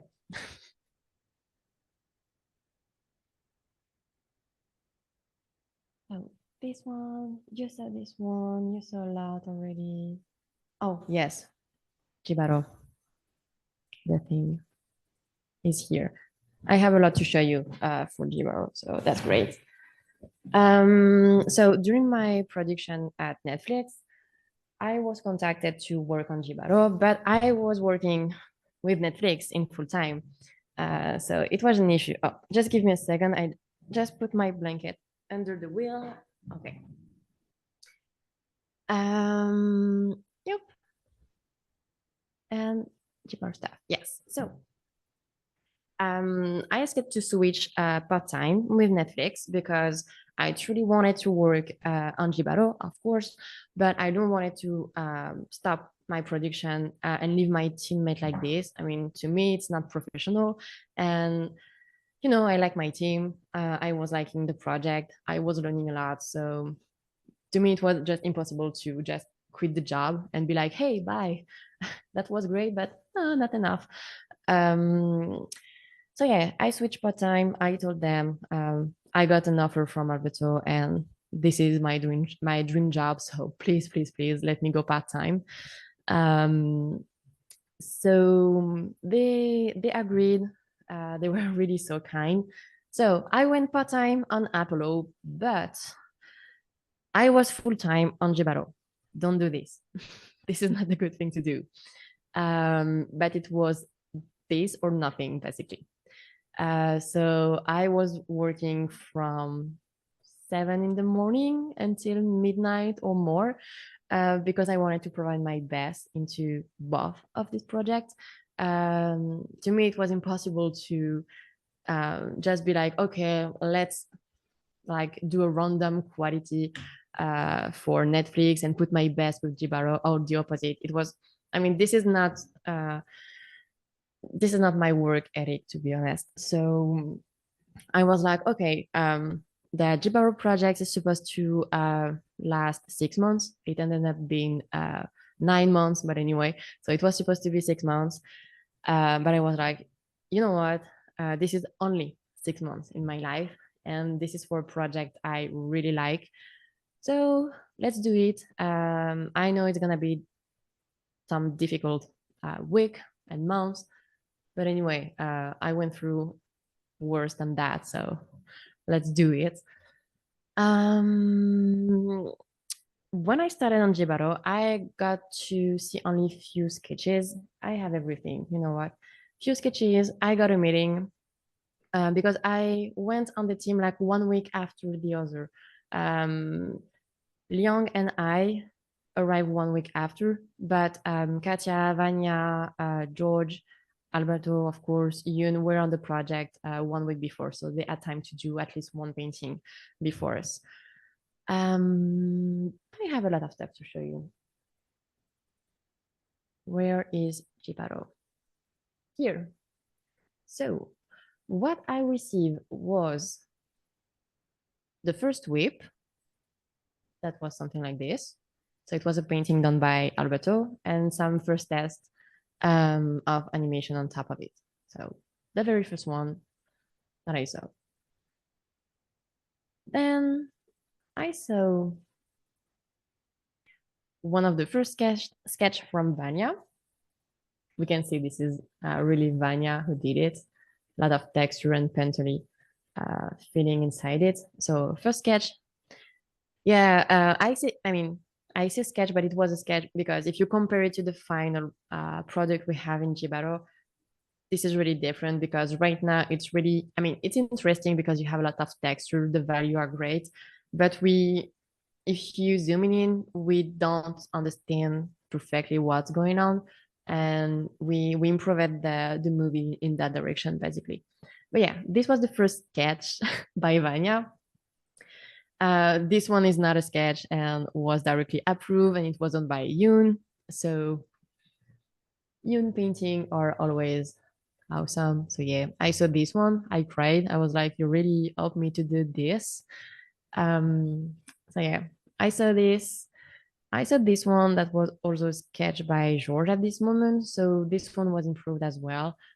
Just a bit less blurred with a bit more definition. And this is a screen from the meeting I saw because they just told me to go watch the meeting they got 1 week before, just to catch up on what they say. So I remember I took a screenshot of this, but this was not the direction they wanted anymore. So this is what I saw, sorry. And yep, I think go back there. Oh yeah, I remember I saw the character. It was the first golden woman. I don't know if it was put on social media or not, but anyway, it was supposed to be the golden woman at the beginning. And it was the first test as well for Jibaro himself. Just as a comparison, the golden woman was this one at the beginning and ended up being this one. Yeah, I tried to not take any screenshot or anything. I don't know what was released in the behind the scene, but I think some of these were released. So this one was the first Jibaro, and this one ended up being the final Jibaro. So things changed quite a lot. Curious why they wanted it to look insanely realistic as a painting and not just modeled in 3D or shot in the real forest. For the interest of painting and for the challenge, first of all. And if you zoom into the painting we did, it's like, yes, it feels realistic with the lighting and everything. But when you zoom in, you can clearly see this our painting. And it was the goal behind like what Alberto wanted at this moment. He loves painting basically. So the more we can do in 2D, the more we do in 2D basically. And yes, the whiteness looked more obviously stylized, but the thing that's great, I'm not gonna speak for Alberto because I'm not in his mind, but at least to me, it's like, let's imagine I'm a art director or a director of a movie. If I know that one of my movie worked with a particular style, I don't want to do all the time the same thing just because it worked or just because it was stylized. And so I just want to challenge myself, challenge my team, do something I never did before, and then see what we can come up with. So yes, we went for something really realistic, but maybe the next one will be way less realistic. It's really about challenging ourselves and see what we can do, basically.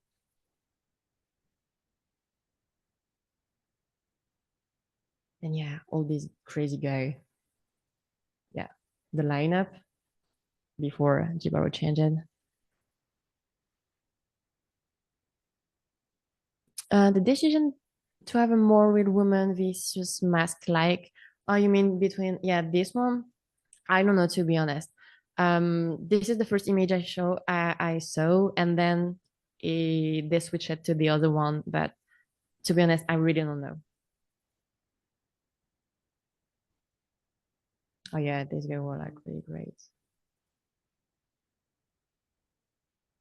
They're so cool. This one is one of my favorites. Maybe they're, yeah. I'm trying to think about this golden woman thing, but or maybe she was not really fitting the environment as well. The thing again, it just maybe because I don't know. Maybe one of these two in terms of arrangement and color management fit way more into a forest than the other one. Like you want her to pop, but not that much. So I think this is one of the points. You have way more greenish, grayish value inside it, and like maybe it fitted a little bit more in the context of what they wanted. Maybe also with the cultural stuff they put in it.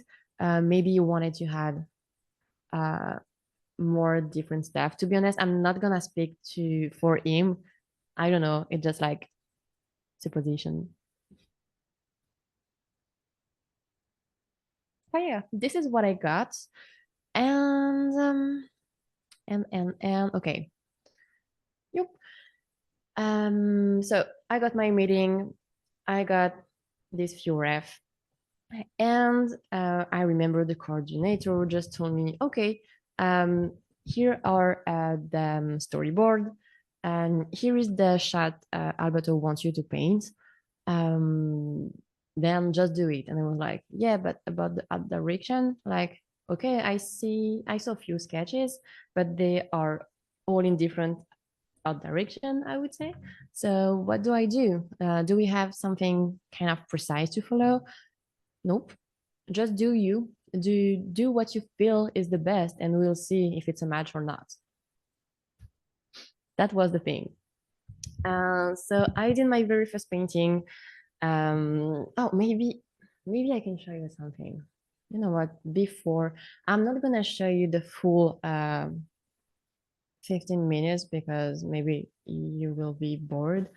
But I also received this. Don't screenshot it. I don't know if it's released anywhere.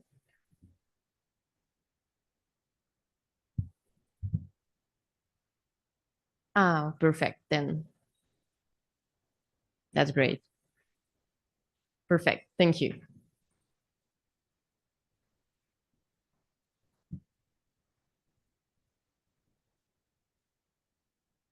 But yeah, this is very cool.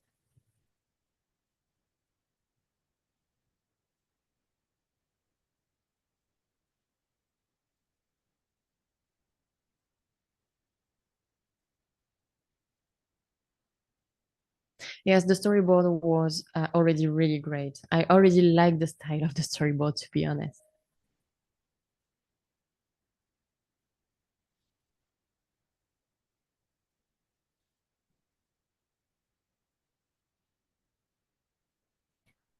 And every time I receive a storyboard like this, of course, I focus on the story to be able to put it in my painting.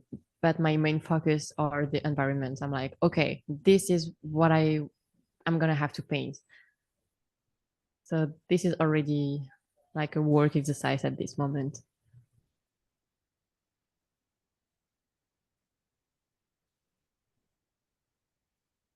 Yeah, I will pass a little bit on it because it's a bit long.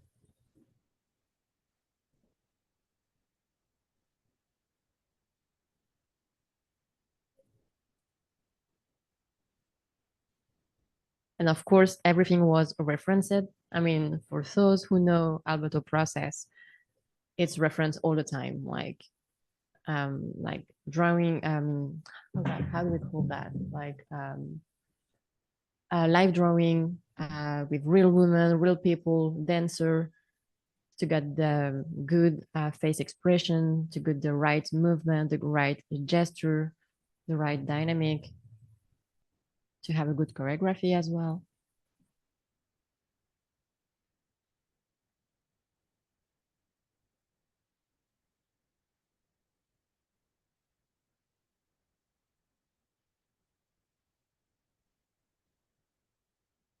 Yeah, the dancer reference were amazing.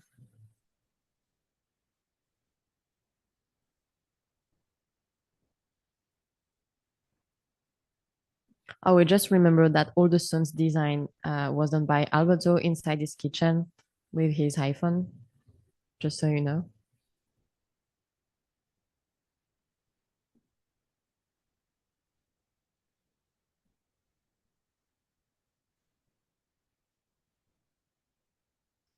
Don't mind me if I try to see it fast, just for you to not get bored. I don't know. Just tell me if you want to see it full. But yeah.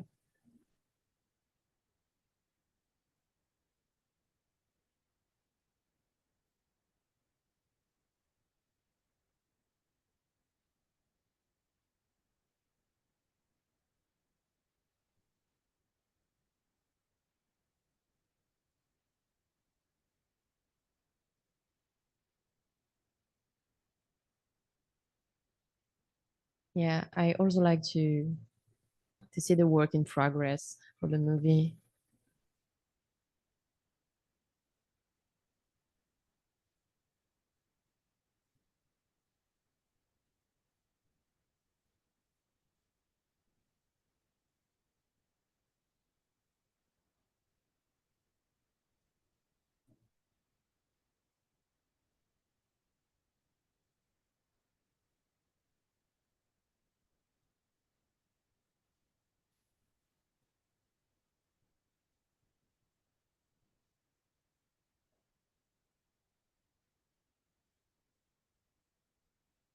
Yep.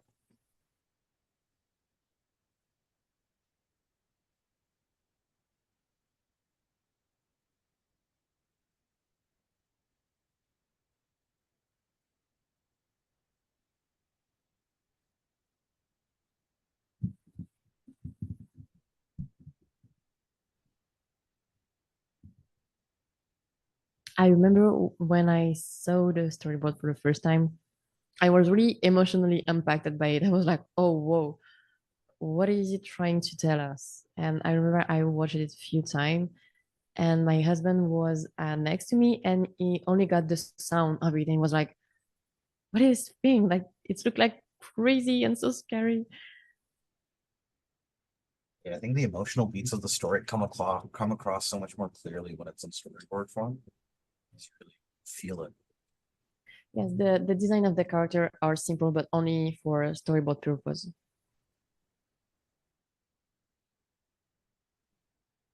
And here, all the environments are done with reference as well, even if it's the storyboard. For those who don't know, Alberto went into the forest and he shot directly every single shot he needed for the project, with few exceptions where we had to do collage to get the right concept. But yeah.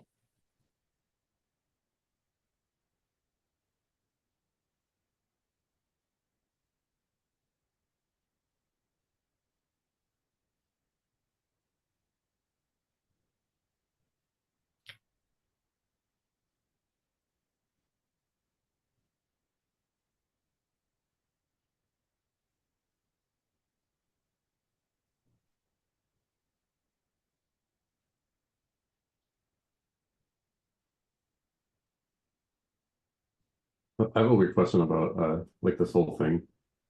Since you mentioned like the photos and stuff. I will Um, let you enjoy the free last minutes if it's fine for you.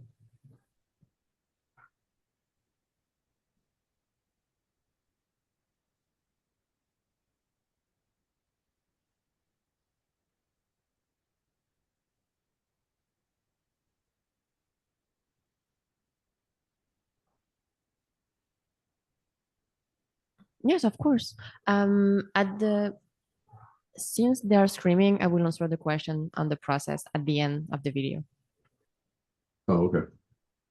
I guess I was just wondering, like, is there, with all the things uh that you guys did on this, like shooting photos and like painting it and everything, was there ever a point where you felt like it was like too much, where it's like this is like not quite like a cartoon anymore, or like the level of detail was like so intense, it was like it's like, or should we tone back the detail? Because I know you're a lot about like simplifying things and stuff. So that was what I was wondering.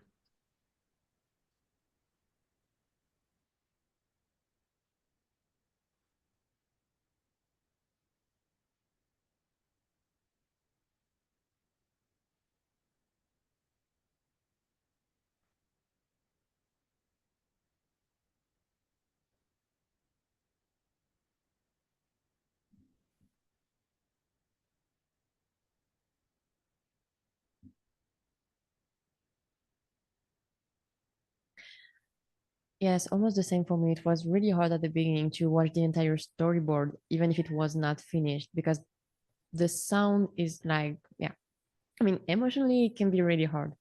At least to me, I'm not even used to horror movie or anything like this. I'm watching Wings. So,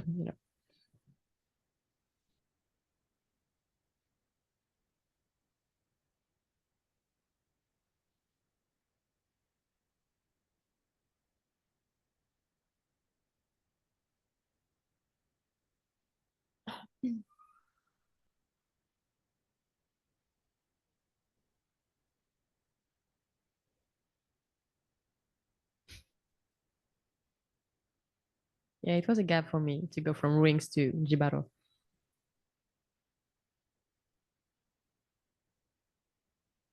Yeah.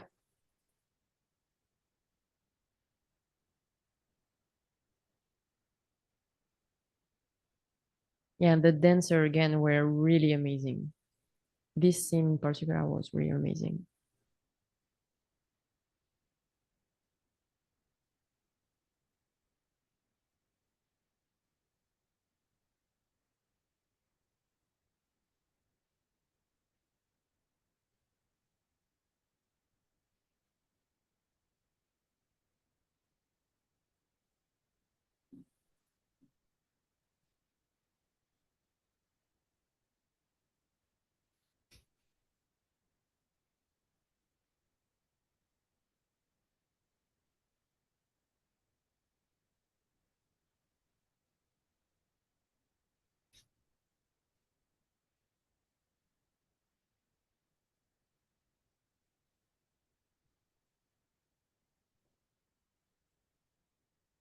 So now that we're in a good mood, let's talk about Bunny. No, just kidding. So Jacob, I think you got a question about the process, right? Oh yeah, it was just kind of like Oh, a general thing where sorry, I did not um hear you. I just need to manage the sound with my speaker. Okay. Yeah. oh yeah, so it was just kind of like my overall like sense when I watched Hibaro. Like initially I thought it was like 3D. And I remember like The Witness, like it was kind of like sort of like Spider-Verse, but like a little bit more of like that style and stuff. So I just wondered, like watching Hibaro, because I watched it like a few times, and I was thinking like the people working on it, was there ever a time when you guys thought like this is like too much, like it's not a cartoon anymore? Like all the paintings looked like photos. It was like it was just everything was like so intense. And like I get that the style kind of made sense. Like the one part I really liked was or not the one part, but one of the parts, like when they did like the night scene and it looked like an old like digicam like flash photo. Like like that was really cool. And I was like, you couldn't really do that if it was like more cartoony. So that kind of makes, yeah, like this. Just like the look of like the depth of field and everything is super cool. But I wondered like if you guys were like painting these grass leaves and we're like why are we painting it to look like a photo when it's like a cartoon? I I have yeah, I have the process on it. Let me just go into my process folder.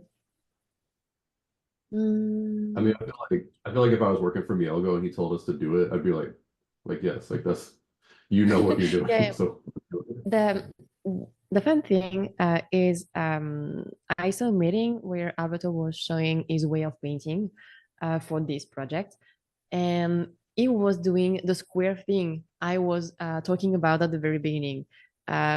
He was cutting his reference in four or more, and then he was painting square by square the reference.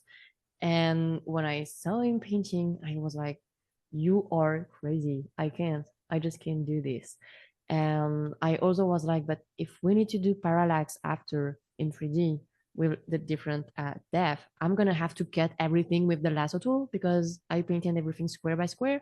So it's going to be a mess. I tried with my first painting to do the same process because, again, I'm curious. I want to try. And I was like, nope, not for me. Let's go back to the traditional foreground, middle ground, background, just so the 3D team don't want to kill me after. Um, but yeah, the process, you're asking me for the process. Where are you? Here, maybe. So I have one here. So this was my blocking for this one. And I will show you the rule, maybe that here. Okay, it's a bit early in my introduction, but anyway. Okay, first thing to know, I did something like this after after a few weeks on the production, when I started to be used to my process and my workflow, I did a shit like this to be like, okay, my stone will be done only with this brush. My trunk are gonna be a mix of this brush, my background foliage like this, and the pine tone like this, basically, just so I can have the same a good consistency between my painting, not using too many different brushes all the time. And since I'm not a big fan of using too much texture brush all the time, because in the end you end up with something kind of blurry, muddy, because you start to like mix too much thing. So I did this first. And then, yeah, sorry, I think I have the process only for this one. I was like, okay, let's do my blocking. So with the same rule all the time, like foreground, middle ground, background. So everything was separated on my layer. For the rocks, I'm just someone really patient. So I did them almost one by one with the lasso tool because I tried to find some cheat code at the beginning, and I was like, nope, I'm losing too much time trying to find a cheat code for that. So let's do it one by one. Here I know it was a mix of leaves and then bushes. So I was like, okay, it will be my middle ground, my main tree. I just did in lasso tool like few of my trunking background, and the brush for my background foliage I showed you before, like this one in color dynamic, just to quickly give me some information. In step 2, I just used it was this brush in color dynamic, but just to fight my anxiety and be like, you know, you don't have a blank page, you can do it, because work with this. I was not feeling well, so I did this.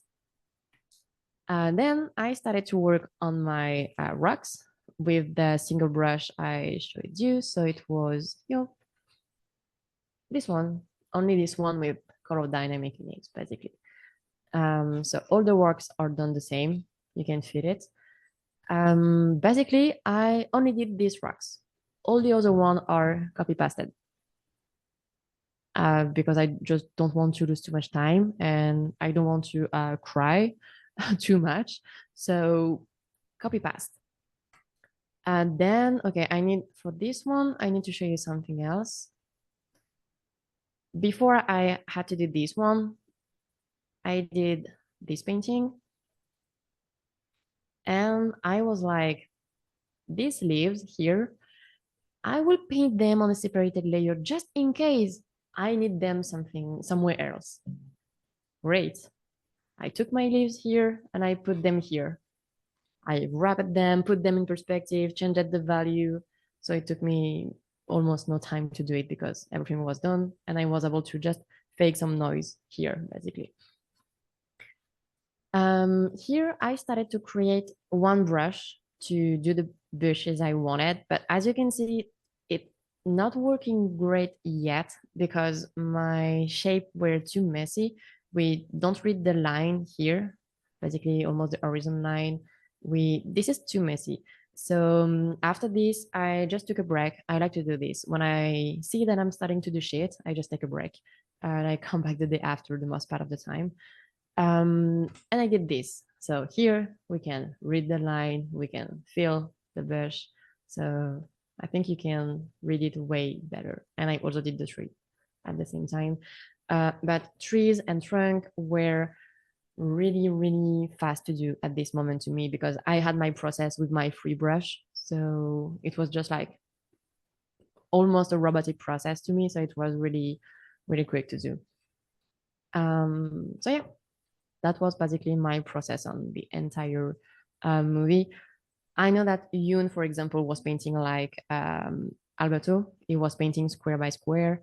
I remember that George did the same. So yes, I showed this as well during the wire painter.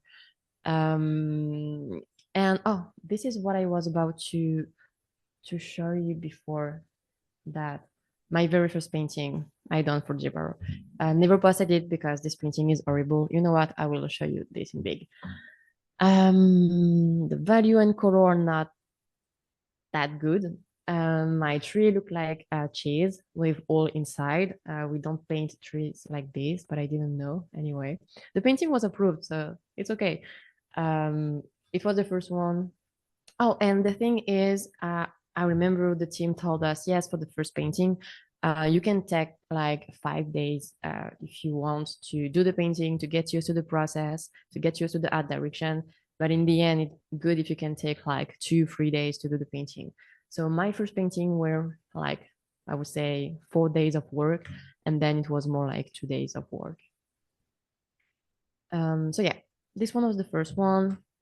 This one is the second one I had to do that I never painted as well. But this one helped me set up my process on the movie because I was like, okay, I think now I know how to do my trunk. I know how to do the earth part. You can really read the brush I just showed you before. So this is where I started to build my shade with the brush and the one with the Python. And this one was really tricky because I remember when I saw the reference they wanted us to paint, I was like, how I'm gonna do this Python? Like how? There is a lot of noise in it. I need to make it readable.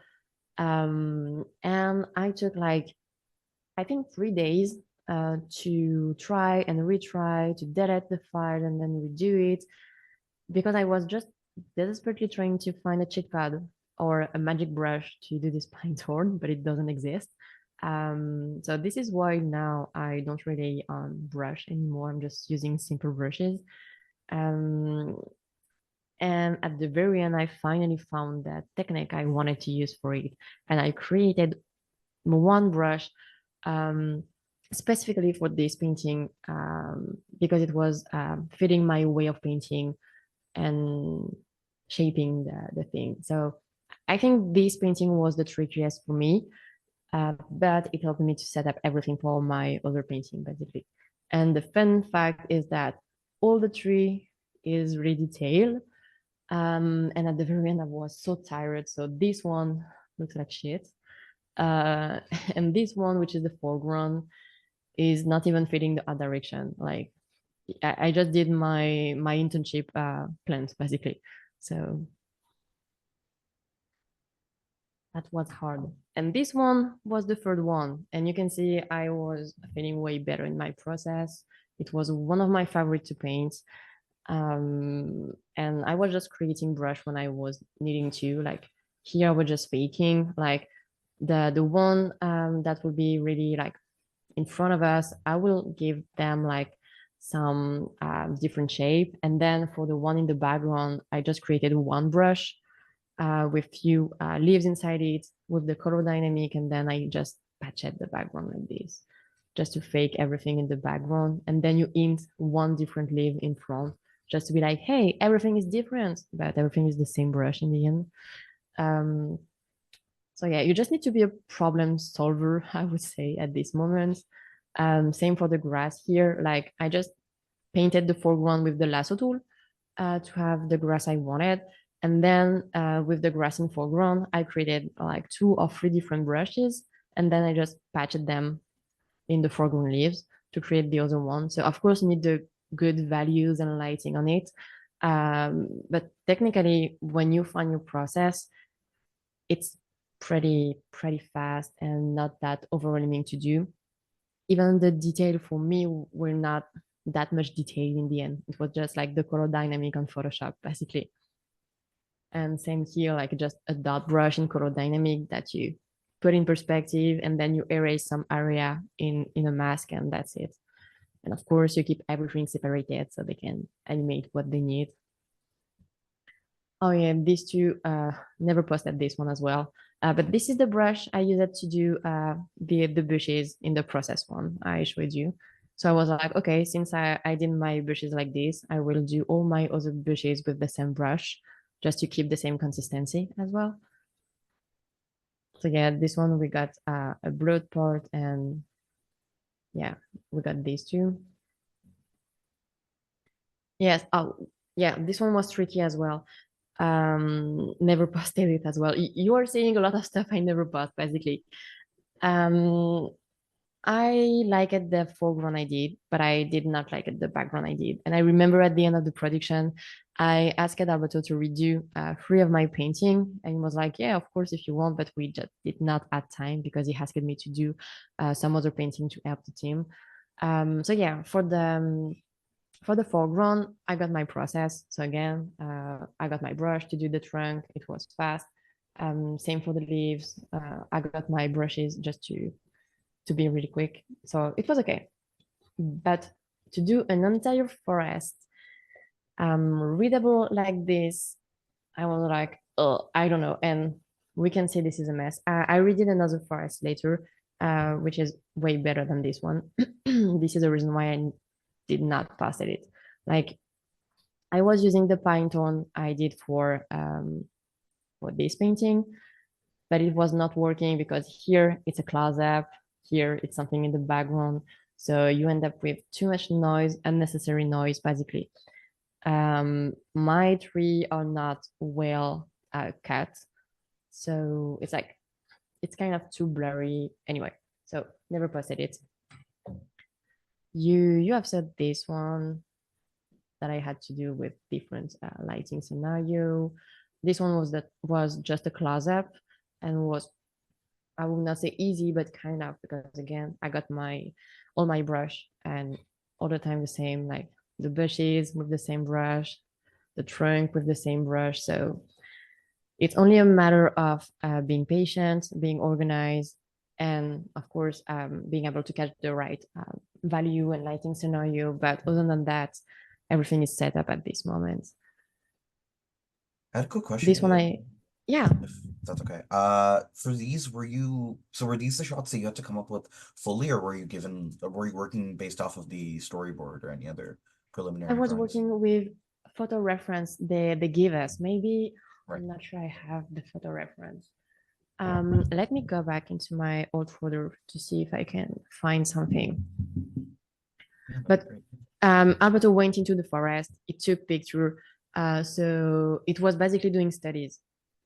Oh, so like all the shots were pre-selected, basically. Yeah, exactly. Except for some of the shots, because he did not find exactly what he wanted in the forest. So we had to do a collage with few images we found to create the shot he wanted, basically.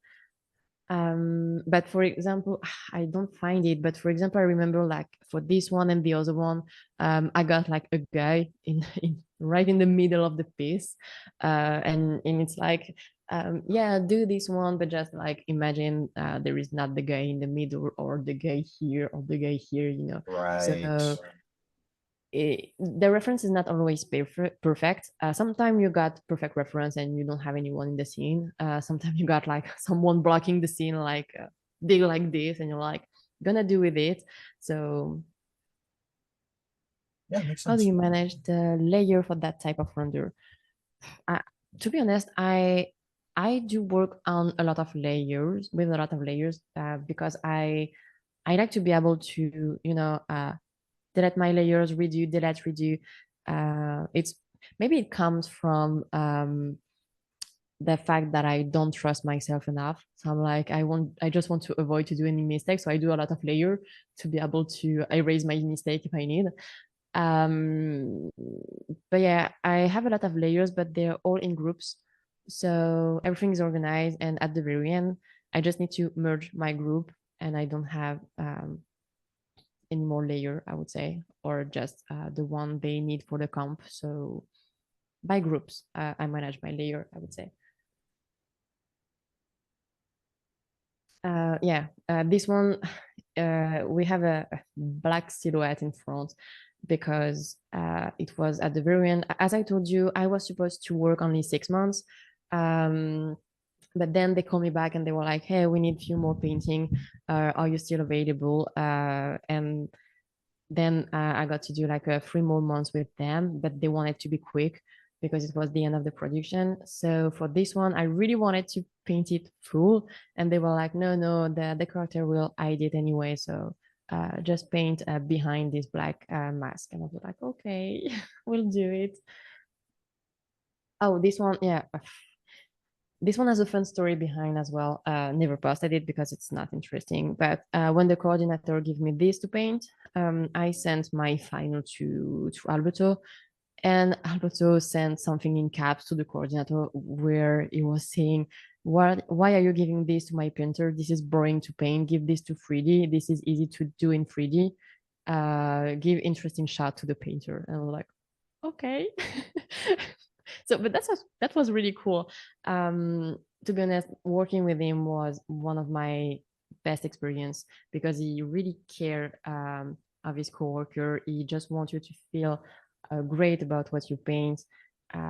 So this is really great. And if there is something that is not working, he will tell you. If you like what you're doing, he will tell you as well. So I just like that type of communication. Oh, I'm going to talk about this one as well. Sorry, I saw a question for shot that had multiple lighting scenario for the same set. Uh, we got reference for each lighting scenario. Yeah, it spent quite some time in the forest to have this different lighting scenario. This one is part of my lecture for next week. About how to not do what I did in this painting. This is a great example about for the same material using different texture, and then it just end up being messy because you just don't respect the rules you created. And here I worked in flat and here in textures. So this is nonsense. This one was one of my first painting as well. And here you have something like, I don't know what it is and why it's flat like this. I should have just removed this. But anyway, yeah, this is a don't do this painting, basically. This one was at the very end. And again, I got all my brush for this one. It was also one of my favorite to paint. I think I did this one like in 2 days or something like this, because my process was set up and it was only trunk and leaves, so that was okay. Yeah, this one was in the middle, so I decided to work the leaf the same way I work the rocks with the same brush, just for consistency purpose. The only thing I did not find a good way to paint were these leaves, so I was like, okay, I will do the leaves one by one. I'm fine. I did the rocks one by one. I can do the leaves one by one. So this one and this as well. And here I use my leaves and I put them in the background just to fake really quick. But yeah. And yes, the painting, this one was that bad, at least compared to the other one, yes. But I will explain what I mean by consistency and following the art direction and all that on more stylized painting as well. But yeah, compared to my expectation and what I wanted to provide, like having something flat in foreground and something texture in the background is not working. And yes, this one was a painting. Like if you zoom in, Like you can see the color dynamic everywhere to save my life. Oh, this one was one of the last one. And as you can see, I was a bit better at doing the forest in the background. And it was thanks to this one, because I found a new way to do my leaves for the forest in background. I was using yup, this one, the background foliage one, and then I was cutting on top with the out edge just to create my big leaves basically. So I think this forest work way better than this one. It feels less muddy, way more organized. The consistency is way better. So, yep, better forest. So I posted this one.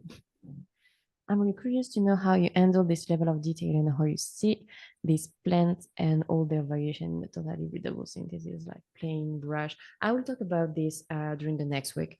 And this is basically how I deconstruct my reference. This is the biggest part of painting, basically. I can spend like 1 hour, 2 hours to just deconstruct my reference, take some notes on the side before painting. So yeah, I will talk about that later because this is a big subject, if you don't mind. And this one was a fun story. It was, I remember Sergio was telling me, we have some small painting for you to do for the end. It was a small painting. Excuse me, it's a small one for you. So there is an imposter among these three. This one is the first one I did. You can recognize the little pine tone brush. And I did everything one by one. And I was like, nope, I can't. I mean, I'm patient. I'm fine. I can do rocks one by one. I can do leaves one by one. But I can do an entire fucking forest one by one. It's gonna take me too much day. And I think I will go insane. So I can't. So what I did, unfortunately, I don't have, I was trying to find the sheet I did, but I don't find it anymore. But basically what I did is that I created a total of 7 branches, like one that goes in front of us, one here, one here. I created like 2 pick like this. And with these 7 branches, I created all my pine trees. So I was basically building pine trees with branches already made everywhere. That was the idea.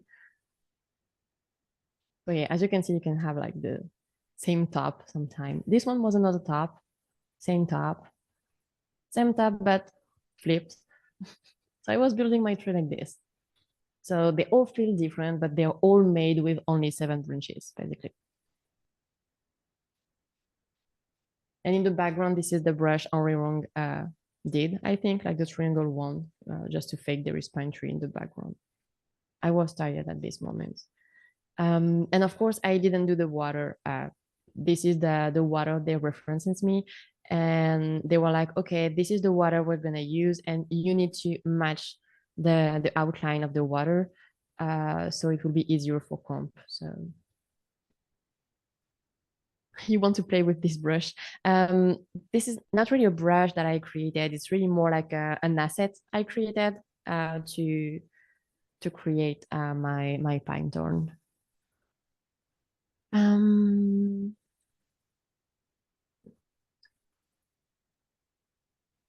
No, I can't really do a paint over on top of this photo because first, if I do this, I will not be able to organize my layer the way I want.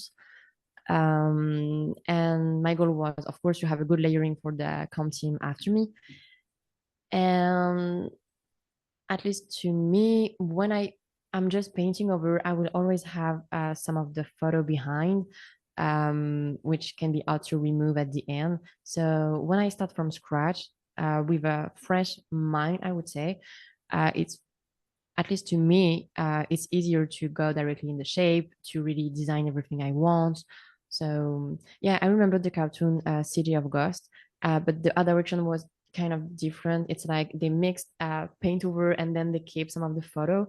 So that was great for the art direction they were looking for. But in our case, we wanted a full painting.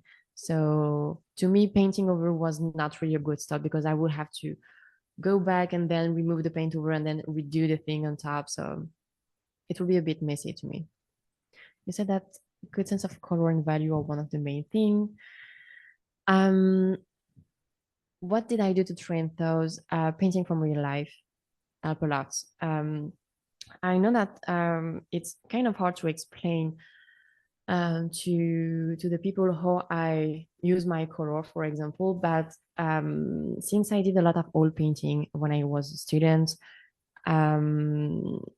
I kind of do the mix of color in my head now.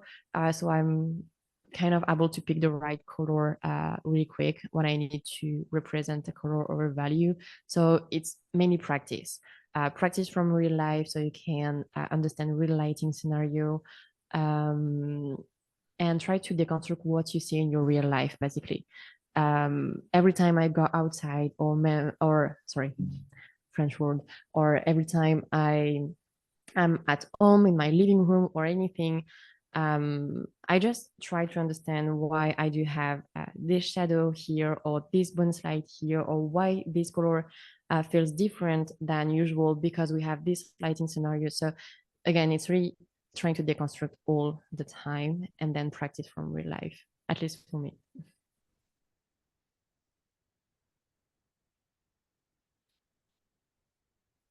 I think I showed a lot of Gibaro stuff. Oh, yes, yes. Go back to this after. And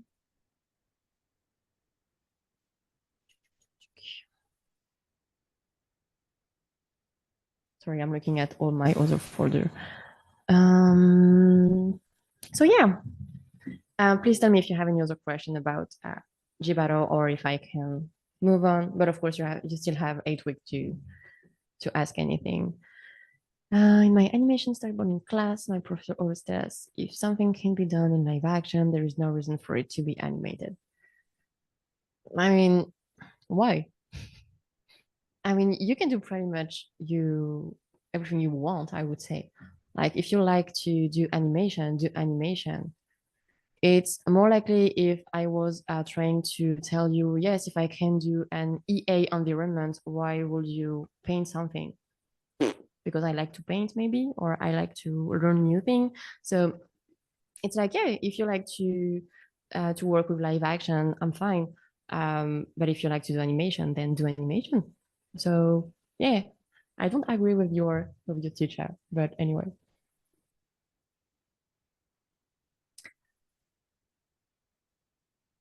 Yeah, as you're saying, this is weird to say that professor's crazy. I mean, maybe not crazy, maybe it's just like a bad way to say that you can do more simple thing, or maybe just like live action thing. And since he's not an animator, he don't enjoy it. So I don't know. I don't know. But yeah, do you have any more questions about Jibaro, or can I move on?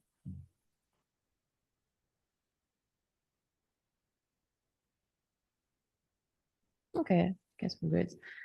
So yeah, after that, I worked on a lot of different company. I'm not gonna drop the name or anything. I think it's not really interesting. I worked on Yellowbird. I worked with Sony Immersive Music Studio. I'll be able to show you some stuff as well.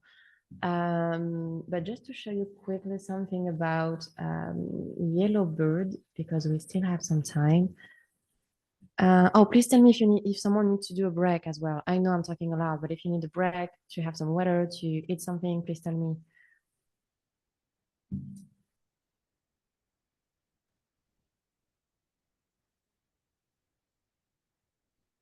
Okay, so this is very quick, but just to show you more or less the pipeline we got on Yellowbird. This is one of the painting I got to do. It was the opening shot, for example. And I'm not gonna show you the entire storyboard, but you know, this is what I received when I started on the project. So kind of the same thing as on Jibaro, basically.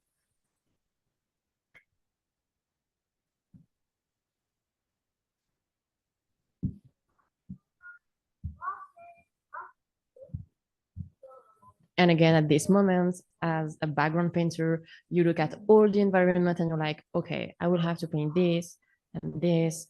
Okay, how can I do this? Like the work starts at this moment, at the moment where you got the storyboard, the script, and everything. Yeah.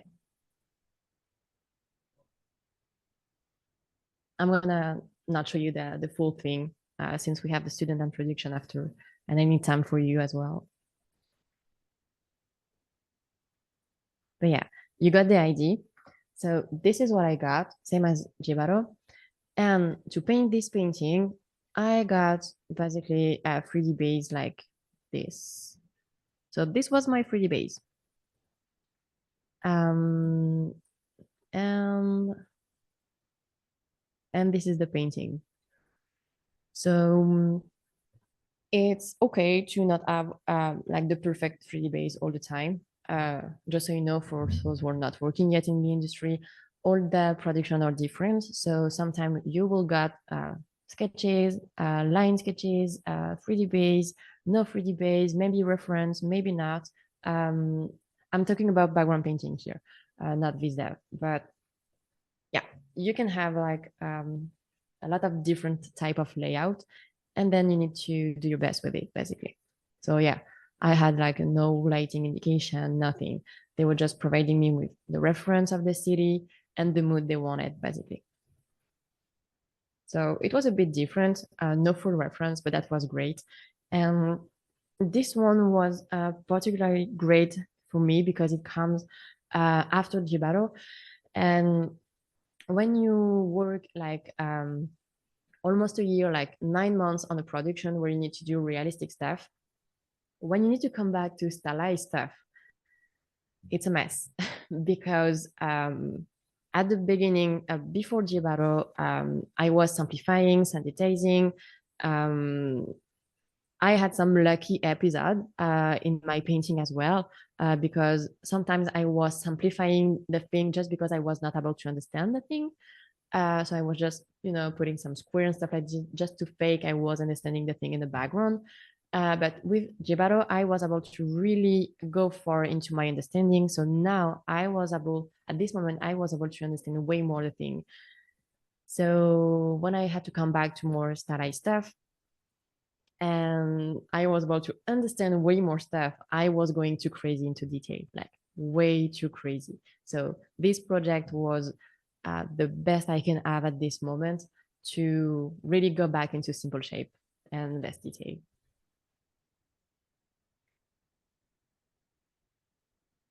Yep.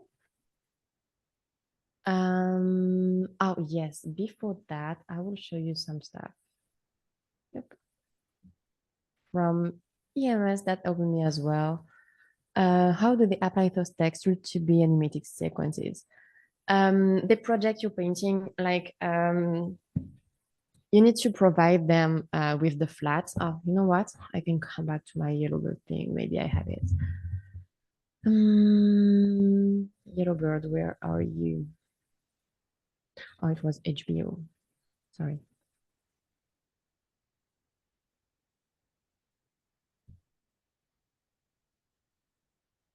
Here.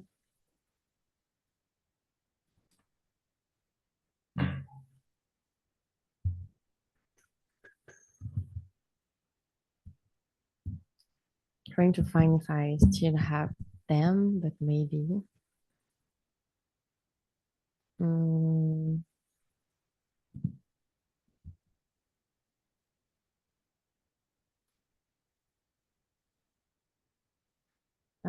Okay.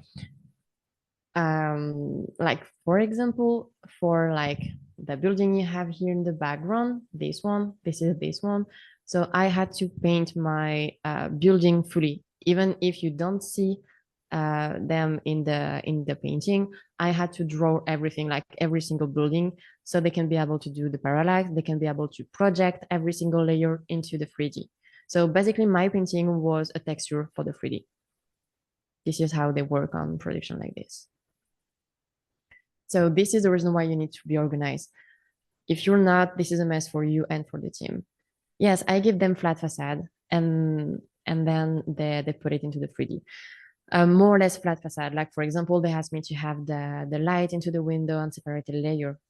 So it's more or less flat, but yeah, not too much layer so they can grab everything they need to project.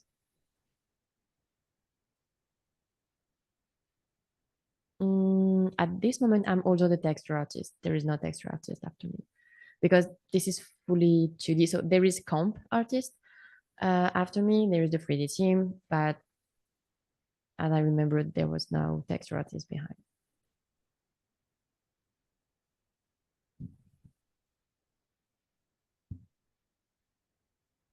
And maybe, yeah, and I remember they were sending me like shot like this to be like, yeah, we need this facade as well, because like this one was in perspective with strong volume, but they wanted it flat as well, so they can put it in perspective in 3D directly. So it was a bit tricky.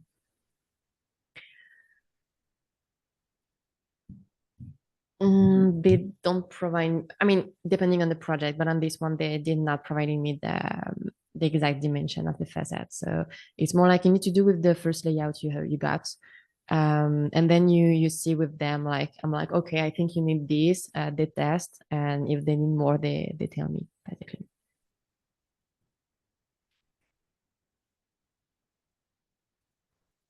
Okay. Just in case, don't screenshot what I'm gonna show you.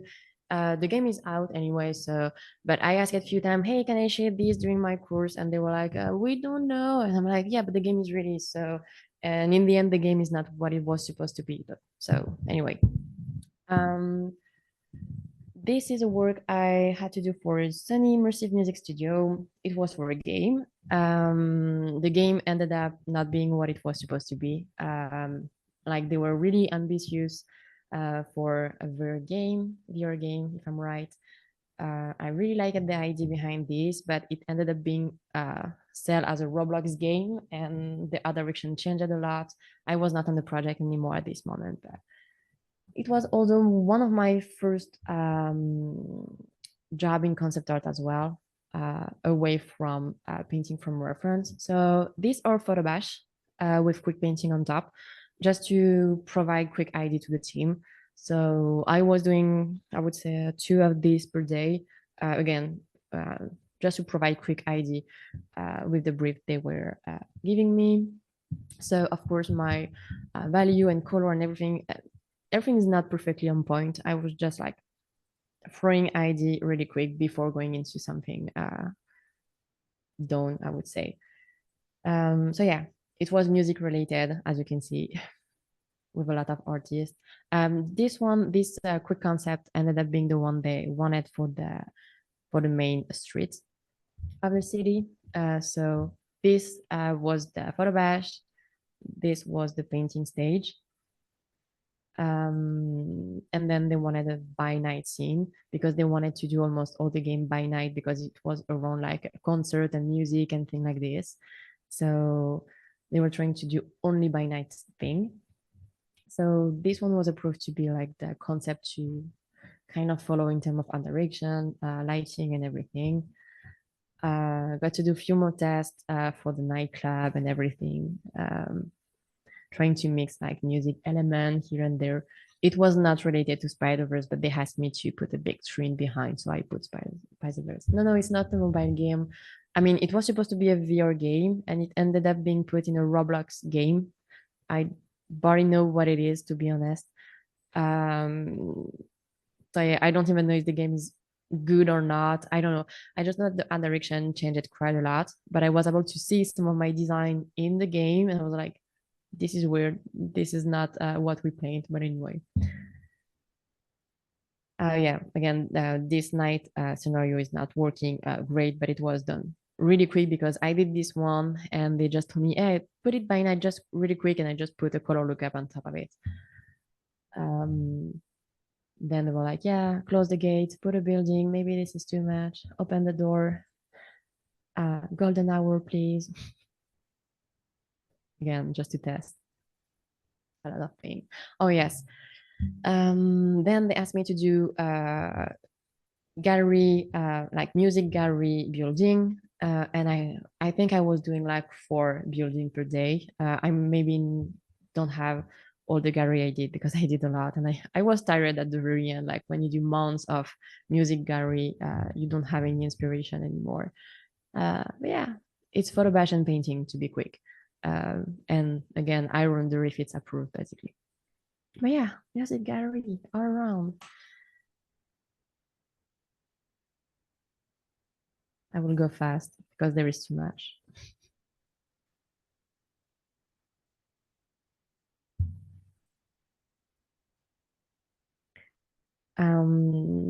And then they were like, and I remember we told them about this at the beginning.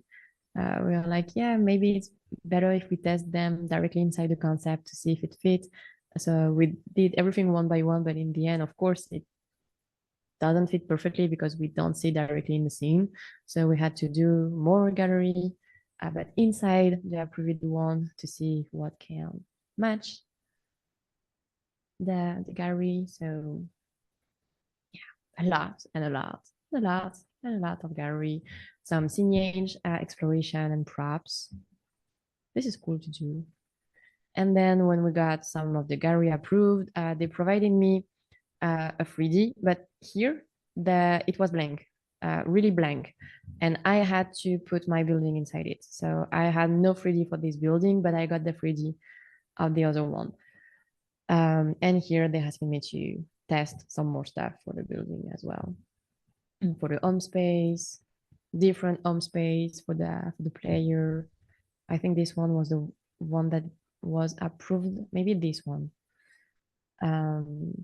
This one was a rogue other one.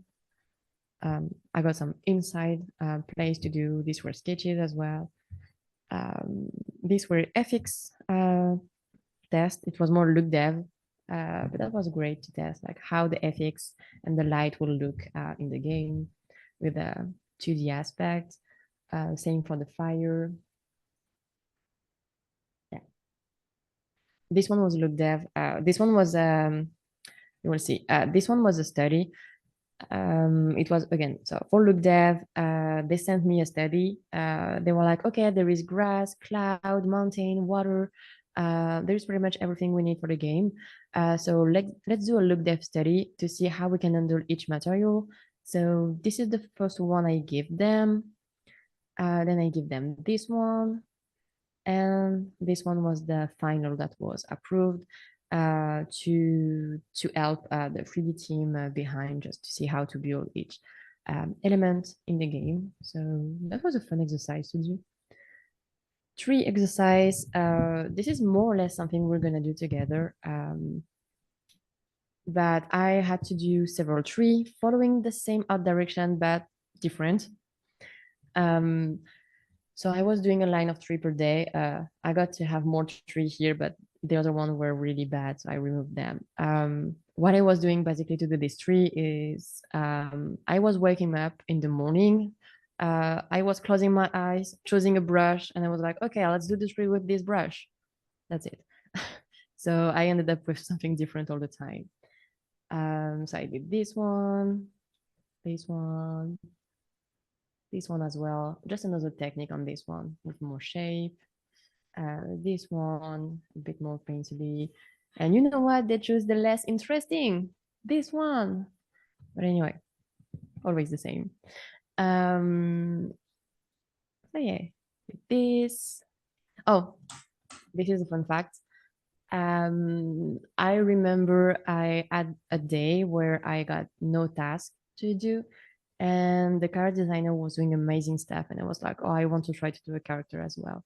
So I drew my husband as a character of the game, and it was approved. That was great, and that was fun for me to do. So yeah, my husband was in the game. I don't know where he is, but yeah. And yeah, a few props to do as well. It was these wings that I had to do in the style of the game. So that was cool. It was my first step on Procreate as well. I got to do like, yeah, a lot of props like this. This is the base they sent me, the first 3D model they did for the game. And then I had to do a paint over to redo some of the shape and color and everything just to give them a better idea of what we can do. Same for this bag. I received this and I went for this. So yeah, this one was a little bit too much in terms of detail, so I had to downgrade it a bit. But yeah, and yeah, I had to do bubble tree as well. But yeah, things you will probably never show on the internet as well because I will never post anything. What do we have after this? Oh yes, these are some painting I did for bird fishing gear with Vanya and George, working on their personal short. I did more of this, but one of these is really, really horrible, so I will never share it. But yeah, this one were super cool to do as well. I was doing this on my spare time. I had to do some more pencil stuff, so that was really great to work on. Yeah, this one, this one is a thing. The thing is, this is a fun fact. I worked on a Netflix project that is not announced yet. I did one painting for them. It was a background painting, so I was hired as a background painter. So they provided me a sketch with few references. The painting was approved. They were happy, but then they told me, "Hey, now we need a vis dev artist on the project, and you know you're not a vis dev. You're a background painter. So hey, see you later, maybe." And I was like, "What? Really? Like I can do the work. Please give me a chance." Anyway, I was so mad. I was just like disappointed that they did not give me a chance to prove that I can do it. So I took all my social and in my biography, I just put not background painter, sorry, but Viz dev artist everywhere. And a few weeks after, I received an offer to be a Viz dev artist at Sony. I don't know if this is a coincidence, but I got a job as a Viz dev. Okay, so I will continue on my lying resume thing because it works. And it works really great. Like it's been like maybe 9 months I'm working with them, and this is so cool. The team is insane. And so far they're happy with the work. So that's great. Have you worked remotely for Netflix and Sony? Yes, I'm working freelance since the beginning because remember, I was sending my resume to a lot of in-house company, but no one wanted to work with me. So I went freelance, but that's great. I'm good in freelance. So yeah, so I got to do like one poster for the last Spider-Verse, and now I'm working on a project under NDA, so I can't tell anything about it. But yeah, I think that's pretty much it. Yeah, and then you just have the here we are thing with like my current personal painting and what I like to do now. Yeah, I think that's pretty much it. Maybe if you have like some more question, and after we can go on a little break if you need to grab water or something. You mentioned you wanted to do character in the beginning. How did you end up doing more environments? The thing is, I was doing character for the bad reason. Let me explain. I think I went into character because I was thinking it was simple to do character compared to environment because this is a single subject instead of a whole thing, which is not true at all. Because this is the same thing. You need to learn fundamental, color, lighting, perspective, anatomy. So this is the same shit. But I think it was to me the yeah, I was just too lazy, and I was thinking that character were easier. So I was doing character. I was not really great at it, to be honest, but I was learning. And then I started to go into environment just to be a bit more versatile and just, because I'm curious and I wanted to test more stuff. And I just started to love more and more environment in the end. So I still like to do character, and you need to be able to do a character if you're doing visual development because they ask you to put character in your environment, etc. So I'm not a professional character designer, but I'm able to put few character in my painting anyway. So, yep.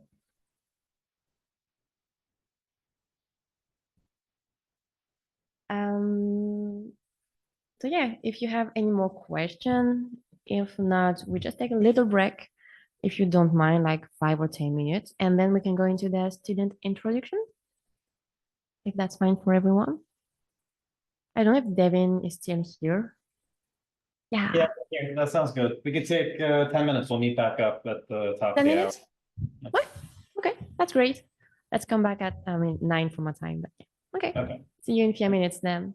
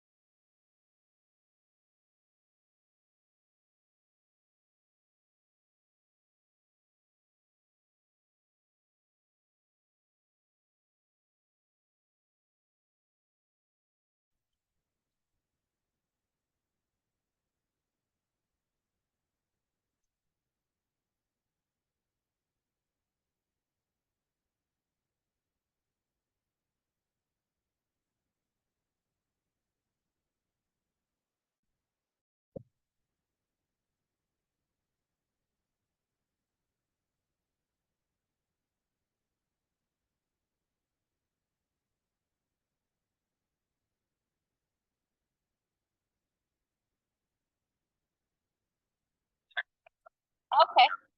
Okay. Ooh, that looks good.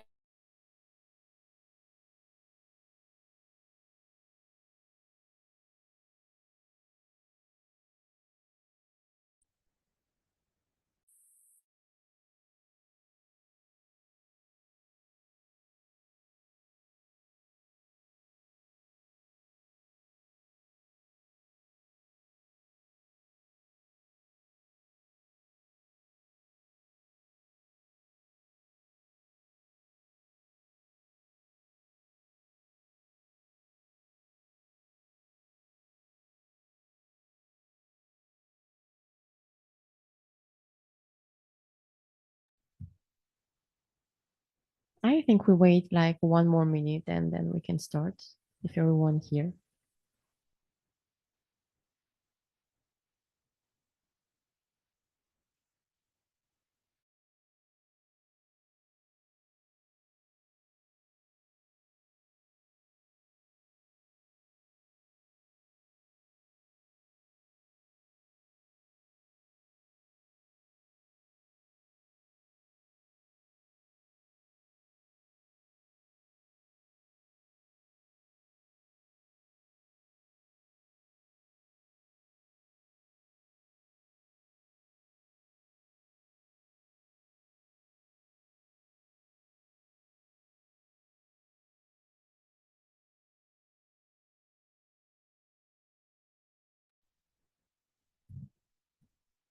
Devin, do we think we can go or do we wait for more people? Yeah, I think we're good.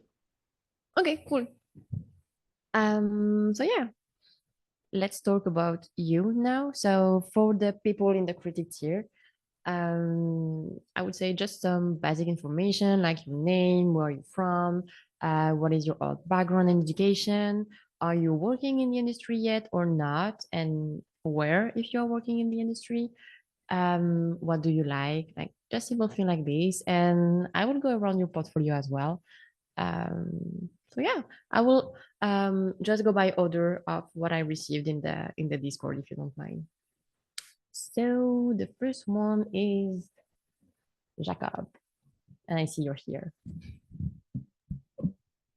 Hello. Hey. Okay, so oh, sorry, what was that list again of the things? It's like where I'm from, Here you go.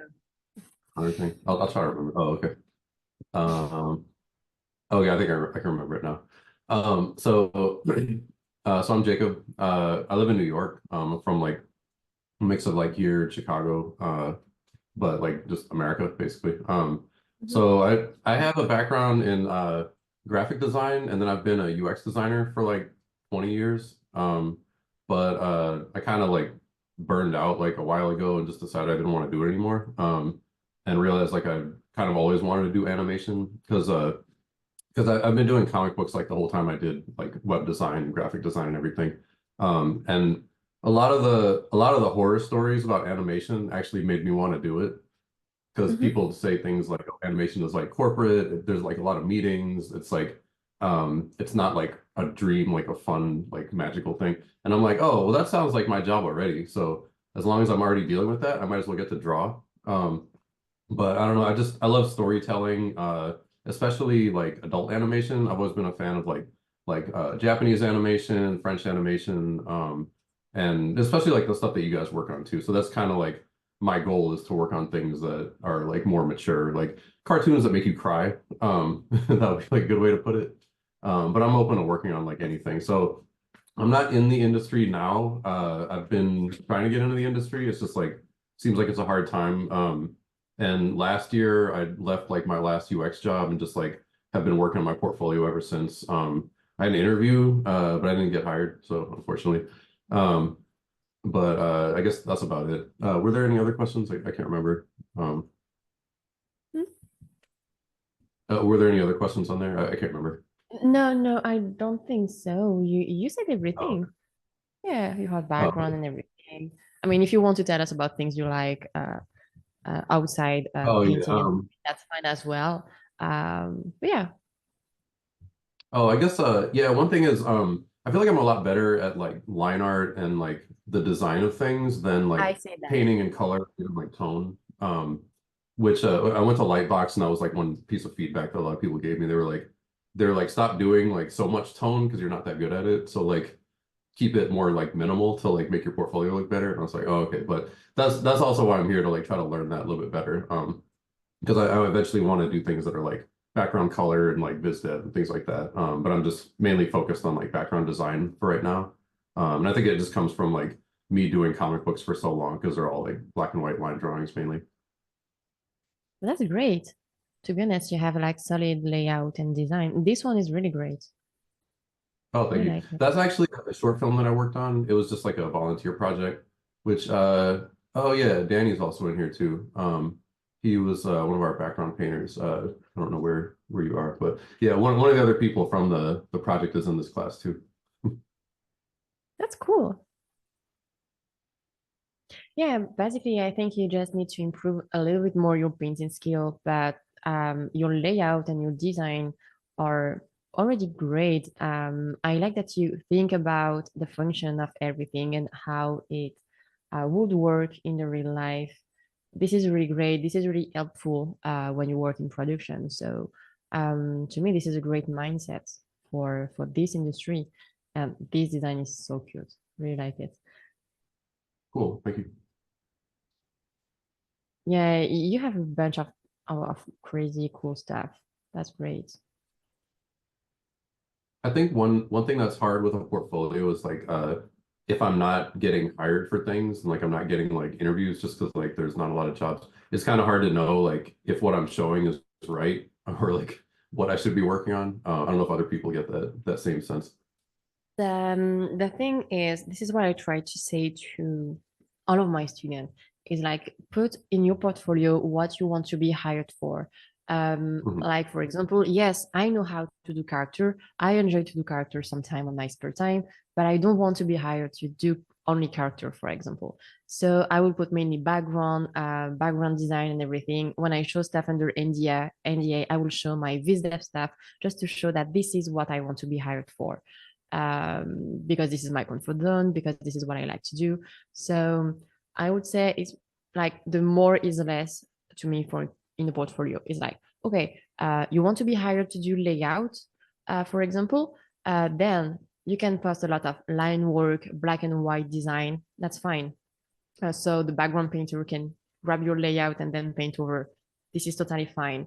If you want to work in visual development, you need to be able to do pretty much everything. So you need to show that you're great about doing color key, painting, doing quick sketches to show an ID on top of a script. So I think the most part of the time when people with a great portfolio don't find a work yet, to me there is mainly two things.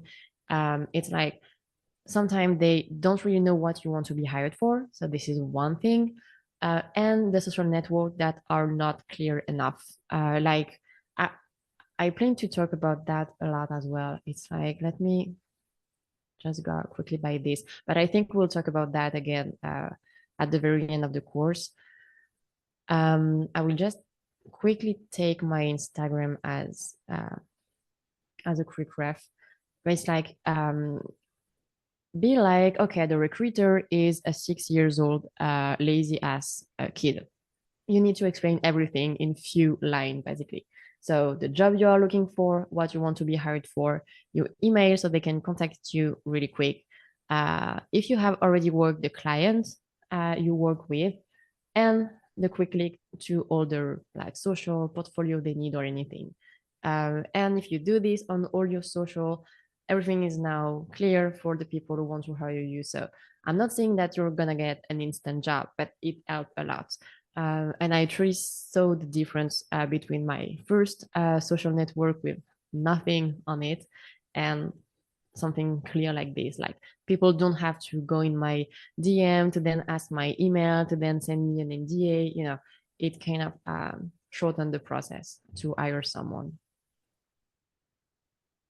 But yeah, you have some really great skill. So yeah, we're gonna work on your painting skill, but I'm sure you're gonna do awesome stuff. So that's cool. Cool. That's great. Awesome. Thanks for taking a look. Yeah, cool. So yeah, the next one is Raphael. Do I open the Instagram or Outstation? What's the best for you? I think the both, but on Instagram I have More. yeah, more stuff. Yeah, okay. Oh, you're French like me. Yeah. I can hear your accent. You have the same. Yeah, sorry for my English. I work on it. I'm the same. I'm fine. Yeah. Yeah, so tell me more about yourself. Yes, but yes. So my name is Raphael. I'm living Bordeaux, and I studied at a concept art school for 3 months, 3 years, Years. and yeah, I taking a gap year for work on my portfolio, and yes, improve my skill on painting and drawing, and learn also learn English too as well, and That's great. yeah, um, and yes, I like background painting concepts too. A lot of artists, and yes, I want to be a background artist or Okay. yes, concepts, and yeah, I'm really So happy to be here. more background than character, right? Yeah, I like character Mhm. too, but yes, this year I'm focused on the background. Okay. Yeah, you have some great stuff as well. But I already just saw all the portfolio in the Discord, and overall, you all have already some good fundamentals. So it's really great. Cool. Yes, you have some great character, some great shape happening. That's great. That's cool. This is really cool. Yeah, sorry if you're the example, but this is exactly what I was saying before. Like, I need your email. I need to know, like, yes, you're open for opportunities, but which job are you waiting for? Do you want to be a viz dev, background painter, a character designer? I don't know.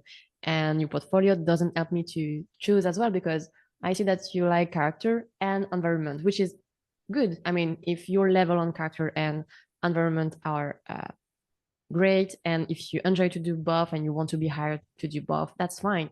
But just put it into your description with your email, everything clear. It helped a lot. Yeah, sure. But yeah, you already have great stuff. I really like this character, to be honest. I like the Thanks. color as well. This one are cool.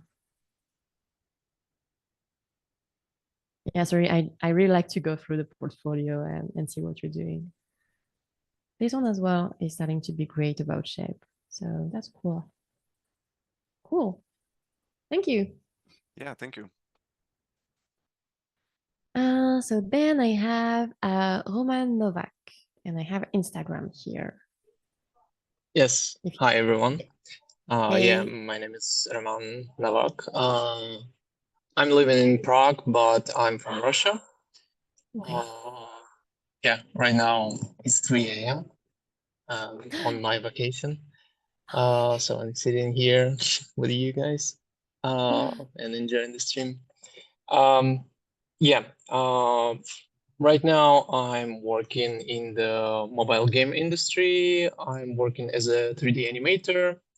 Before I was starting as a 3D artist, but then I switched to concept art, and then I switched again to animation because I don't see my future in mobile games, or at least in this company, as a 3D artist or concept artist, because it's pretty boring. So I switched to 3D animation because it was kind of new for me. And I actually like to switch from one task to another. So it's kind of interesting for me. Yeah, and I have basically two work. I have full-time work as a 3D animator in the studio, and after work, I have another work as a background artist, as a freelancer in the Russian commercial animation studio. Okay. I'm doing backgrounds from time to time, mostly commercial, but I always liked to draw backgrounds, and I like it in general. I want to improve my skills as a background artist because I want to do something. Yes, that's me. Yeah. Something for myself. I want to do my personal stuff, my personal animation. I really enjoy the projects of Kevin Dart from Chromosphere, and I actually like opposite things, more realistic stuff, like I don't know, the same doing Mielgo, and actually totally opposite that Kevin Dart is doing, or like in City of Ghosts or UK7. So it's kind of hard to find what exactly I want to do in the future. That's fine. Yeah, something like this. Cool. That's a lot. But yeah, you're doing a lot of great stuff. This one is really great. I like the shape. I like the mood of it. Like, yeah, really. That's cool. Yeah, this one is Thank great you. as well. Yeah, it was Yeah, really. funny project about exactly from animators to animators, or from production to production. The whole story was about production, and yeah, Yeah, this is it's kind of cool. simple, but It's it working. was Simple on is really purpose. hard. Yes. Yeah, it was all on purpose. Oh, you have already good painting and drawing skills, so that's great. That's really great. I like that you're trying a lot of things, a lot of art direction. I guess a lot of different process. So this is a really good thing. Thank you. Yeah, that's cool. Yeah, I think in general I want to be this dev artist, or Yeah. I mean, as a I don't biz know. dev, you can do I'm pretty much still everything. I'm still So you should try. searching what exactly I want to do. But yeah. With what you just told me, I think being a biz dev can be a good match for you since you can experiment the way you want, basically. Like they just give you a script. Of course, there is a direction to follow, but at the very beginning, that direction is not really set up. So you're just here to provide ideas and you use the process you want, the art direction, I would say you want at the beginning. So you can Yeah, go I free. think I like it in general. The more freedom in the beginning. That's cool. Yeah, even your line are really free. That's great. That's cool. Thank Really you. great. Yeah, I will maybe not go through the entire portfolio. Yeah, it's just already Yeah, one part I stuff. tend to spend, So yeah, I tend to spend too much time with each student. I know, I'm just too interested. I think, oh, this one is so great. I like the shape. This one is great. Yeah, anyway, thank you. thank you. Then I have Isabella, if you're here. Yes, I'm here. You can hear Yes, I me. have a station in Instagram. What do you prefer? Can be ArtStation. It's both the same, I think. Here we go. Yeah. So hello, my name is Isabella. I am from Poland. I live in the middle of Poland right now. I used to study computer science for 2 years, and then I made a very smart decision to quit IT and go fully art. My parents were very happy about this, of course, as every parent would be when their daughter is going to do some art. Yeah. Then I started studying industrial design. The studies overall were shit, but I had time to make my portfolio in that time, and it really went well because after, like during first year, I started getting commissions in animation and concept art. And then after my second year, I took part in a city project internship, and then I got hired as a junior concept artist, which specialized in environment. And that's where I'm still now. And basically, I don't really know what I want to do in my life, like the future. I just like to experiment, and wherever I go, I will do. So yeah. That's cool. So then you know what you want to do. You want to experiment, so that's fine. Yes. You're great at doing line work as well. Your line work feels really great. I was supposed to be an architect, but I never got into studies. So, but I'm happy because every single friend that studies architecture has depression and is very sad. So I am fine with this situation. No, that's great. Really great. Yeah. Yeah, your line work is really, really cool. I think that I prefer doing sometimes line work and ink sketches on planner when I want to quit from like not doing digital stuff and I want to rest. My eyes want to rest from doing digital art. So I just take my sketchbook, I go to coffee shop and I just draw how much I want. This is a good thing. Cool. I like it.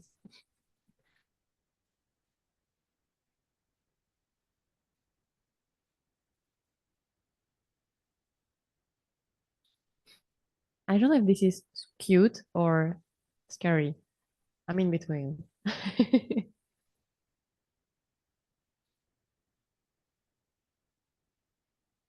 Mm.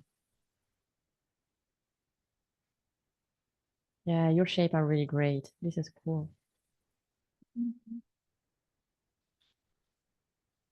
Yeah, this is basically the process we're gonna go through during the week, so that's cool.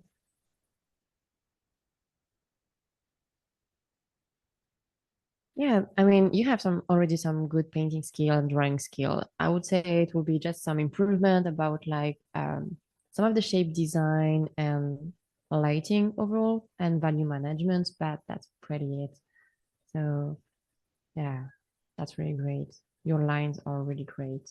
Perspective as well. Perspective was something really tricky to me. So I respect people that handle perspective that way. I used to teach architecture drawing to kids and people who wanted to get into architecture. And after 2 years of teaching people what is perspective and how to use it, I think that was like the one outtake that I had was that, oh yeah, perspective. I think I know it a little bit. Yeah. Yeah, you're really great. Look at this. That's cool. Okay, one more, we'll stop this. Nah, that's great. Really cool. Thank you. Thank you so much. Thank you very much. The next one is Juan. If you're here. Yep. Cool. And yes, I have a website here.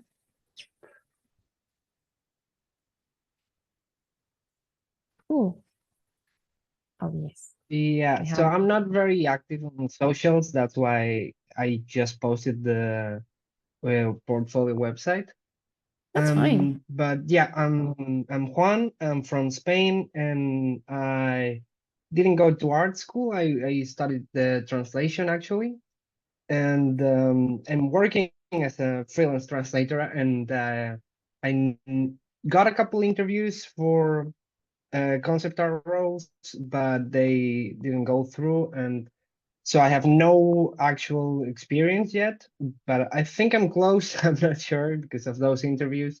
But yeah, I'm trying to get into visual development and concept art side of things, and basically I'm trying to get better at my fundamentals at painting and drawing. And right now I'm not too focused on portfolio stuff. I'm just trying to get better, make better art in general, and be more comfortable with where I'm at. And so yeah. Cool. Yeah, same. You already have some cool stuff like this one. You had I saw some great shape, like even on the character. So yeah, we have great stuff to work on. That's cool. Yeah, you're doing a lot of different things. This is great. Yeah, a little too much. No, there is not too much. It's like again, like you can try like a lot of things as much as you want, to be honest. The thing is just like, okay, then in the end, what you want to do at this moment of your life, so you can be hired for it. But I know a lot of people that just post everything like character, environment, UI and UX design because they are great at doing everything and they like to be hired for everything. So that's fine. It's not a bad thing to like everything. That's cool. You have some cool stuff. Thanks. Yeah, this one is great. Cool. Thank you. Thank you so much. And then I have Leon Chen, and I have two social Instagram and station. If you're here. Yeah, Hello, you're here. do you hear me? Yes, I Hello. do. Yes. So yeah, Instagram is fine. Okay, So cool. yeah, my name is Léon. I'm from France, currently at Bordeaux too. I did one general year at New Age, and then I did another school focus on concept arts. Then I Outside. lived to yeah, outside, yes, the school. Then I leave because I really wanted to learn by myself, trying to find my voice, exploring more, something I really enjoy. That's it. I really enjoy colors, shape appeal. I can see Um, this. Yeah. yeah, that and yeah, I would like to be a background painter or a dev. I don't know. I really don't know. I really like both, and let's see in the future. Yeah. Yeah, that's great. I can see you enjoy color. You did a lot of things focused around color, so this is Yeah, great. Your color management is great. Your shape are thank you. great as well. That's cool. Very cool. Yeah. Oh, I remember I saw this one. This one is really great. I really like the vibe Thank of you. this. This is so cool. I mean, the shape are on point. I like the color. The value are great. So yeah, this one is really cool.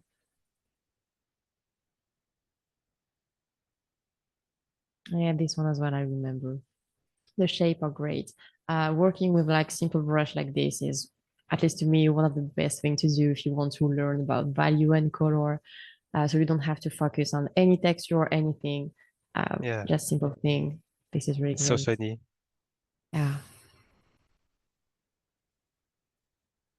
Drawing with the mouse as well. We're gonna talk about that a lot. But drawing with the mouse is one of the funniest thing I like to do. Cool. These are more old stuff, right? Yes. Yes, Starting to be the old stuff. Yeah. Yeah, you have some really, really good stuff. Cool. Thank you. thank you too. Then I have Bronchette, if I'm right. I don't know if I can say it like this. Correct me if Oh I'm wrong. yeah, yeah, that's the right way to pronounce it. Hey. So I have Hiya. Instagram and a Google Drive. What do I go for? Could you can I Google Drive, please? Google Drive. Let's go. Okay. Cool. Yeah, so So yeah. I'm from the UK and I recently graduated high school. It wasn't really focused, it was really art heavy, but I really enjoy drawing and I'm in the process of applying to a animation uni at the moment. So yeah, I'm really hoping to be able to get this visual development portfolio for that as well. Cool. That's great. I like the line work you have and the shape are cool. Great. Thank you. Cool.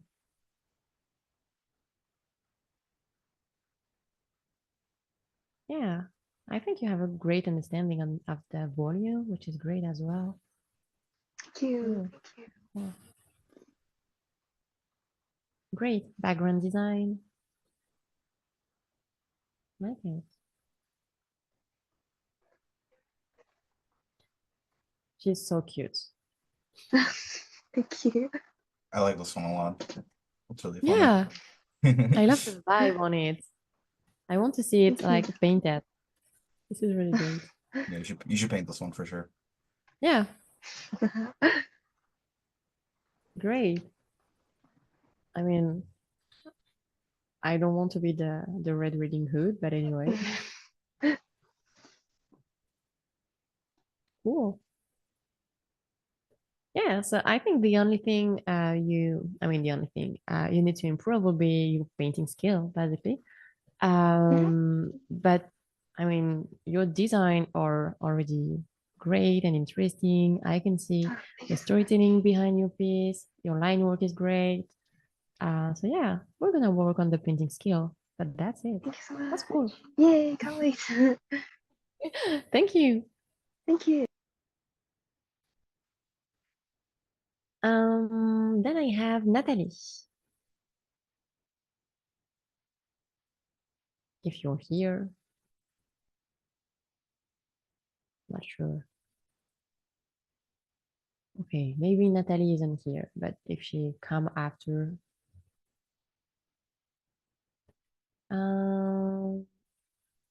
Yep, I have Irish Shua. I don't know if I say it correctly. Yep. I'm sorry.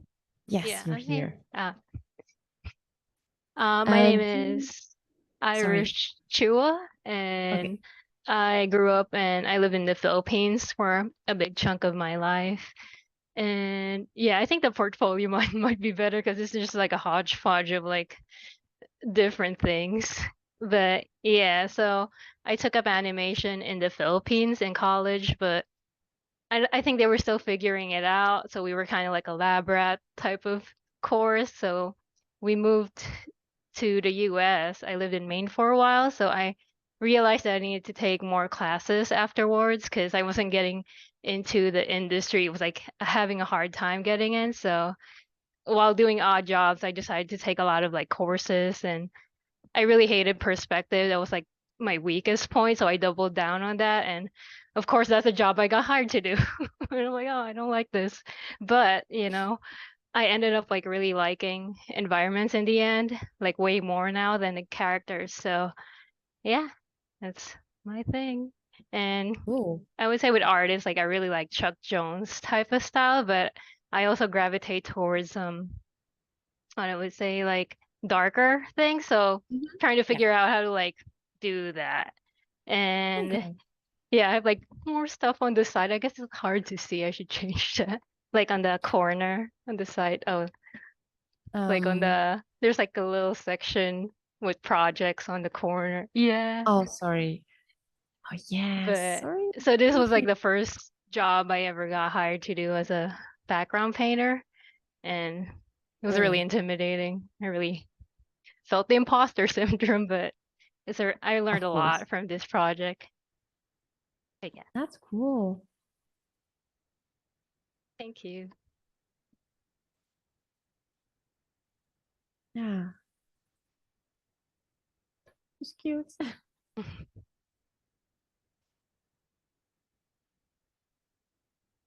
Yeah. You're great at design. That's cool. Thanks. Even at storytelling, this is really great. This one I took from Warrior Painter with Angela. So a lot of my portfolio was from like all the classes I took. This is great. Thank you. Yes. This one is really cute. Love the color. This is the illustration. Oh, yeah. Oh, this one is great. I like that you went for another style. I mean, both of them are great. Oh, thank you.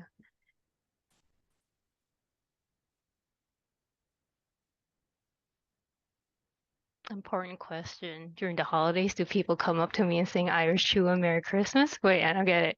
A lot of people. It's like Irish Chua Merry Oh, Christmas. Get it? okay. A lot of that's what people ask me, like, they double take with my name, though. Usually, they're like, Iris? They're like, no, Irish, like It's the a people. really cool name. I just like as soon as I say it, I was like, how can this? There's a pun in there. I just have to find it. That's a good pun. Never heard of it, so Thank you. I'm gonna use that now. Please do. Yeah, that's really great. Oh, yeah, and some color scripts. Cool.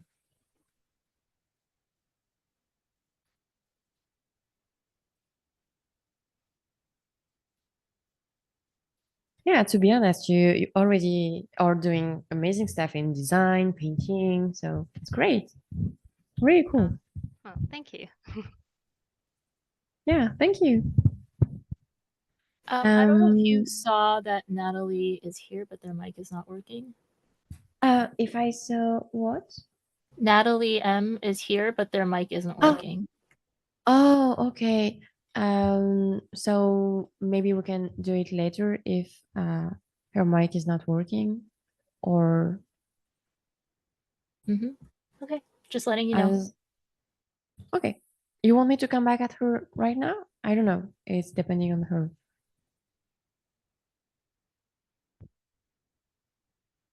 Natalie, if you can do it now, tell me.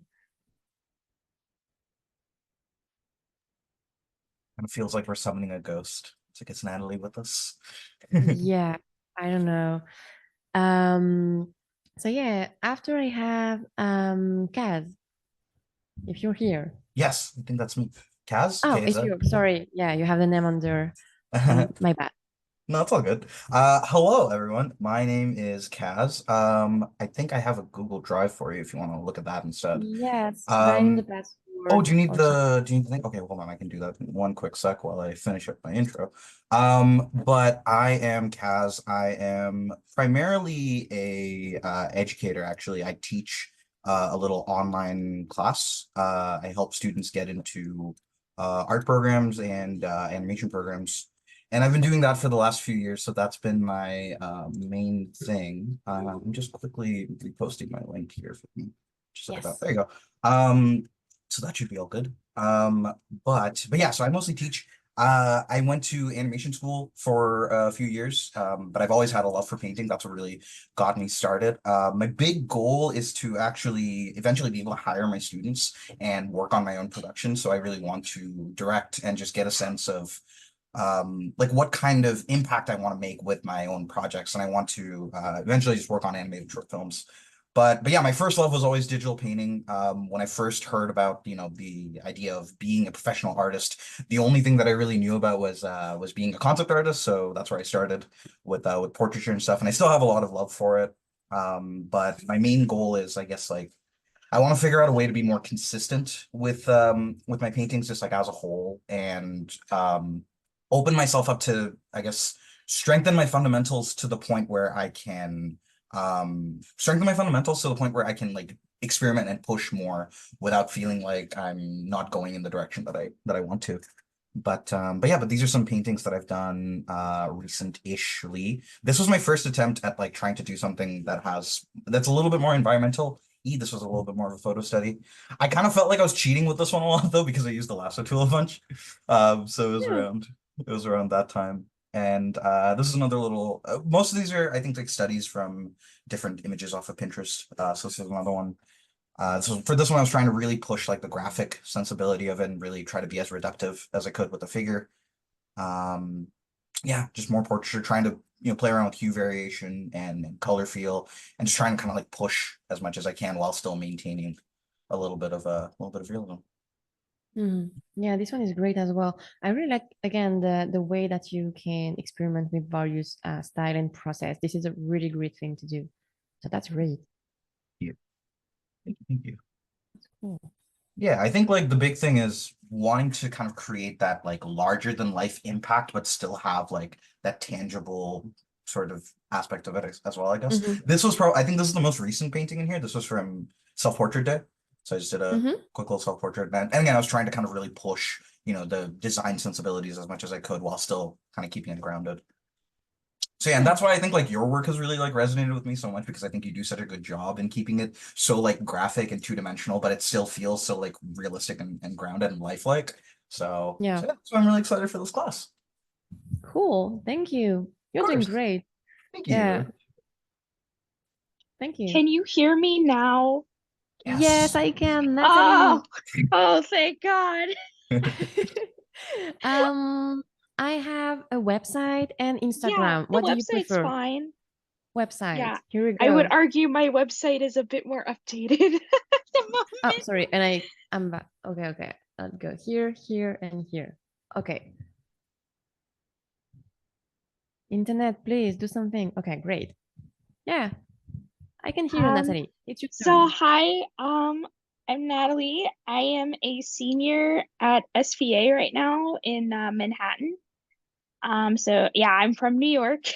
I have no professional experience, but I'm really hoping to get into the industry at some point, although it's really scary right now. But I want to go for biz dev. Honestly, or I'm not picky at this point.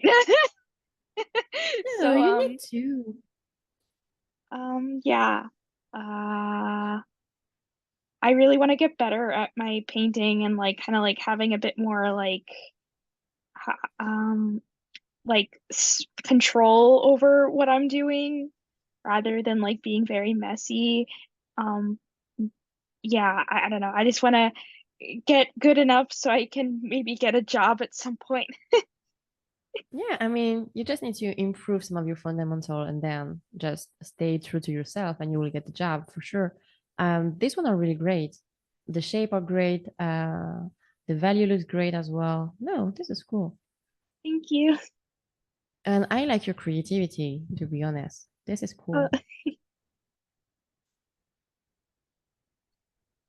Like creative stuff like this. I know this is not like a finished printing or anything, but I can see your sensitivity behind this, so that's great.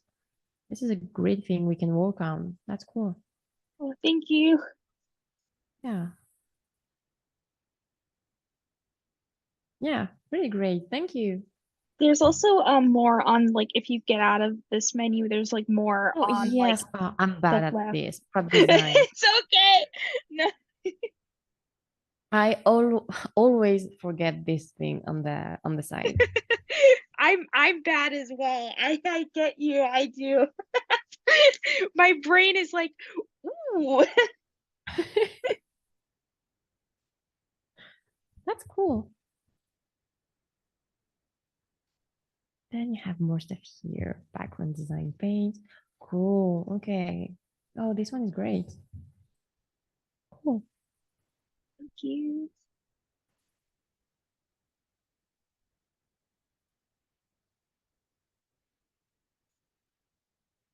Yeah, that's cool. Yeah, I really like the color and the design of this one. Works great. Thank you. Yeah, it's one of my favorites. Yeah, the shape are great. The storytelling is great. This is cool. There's some great stuff happening here. Oh, great. That's so cool. I like the way you painted your values and like the scratches. That's great. Oh, thank you. Oh, this one as well.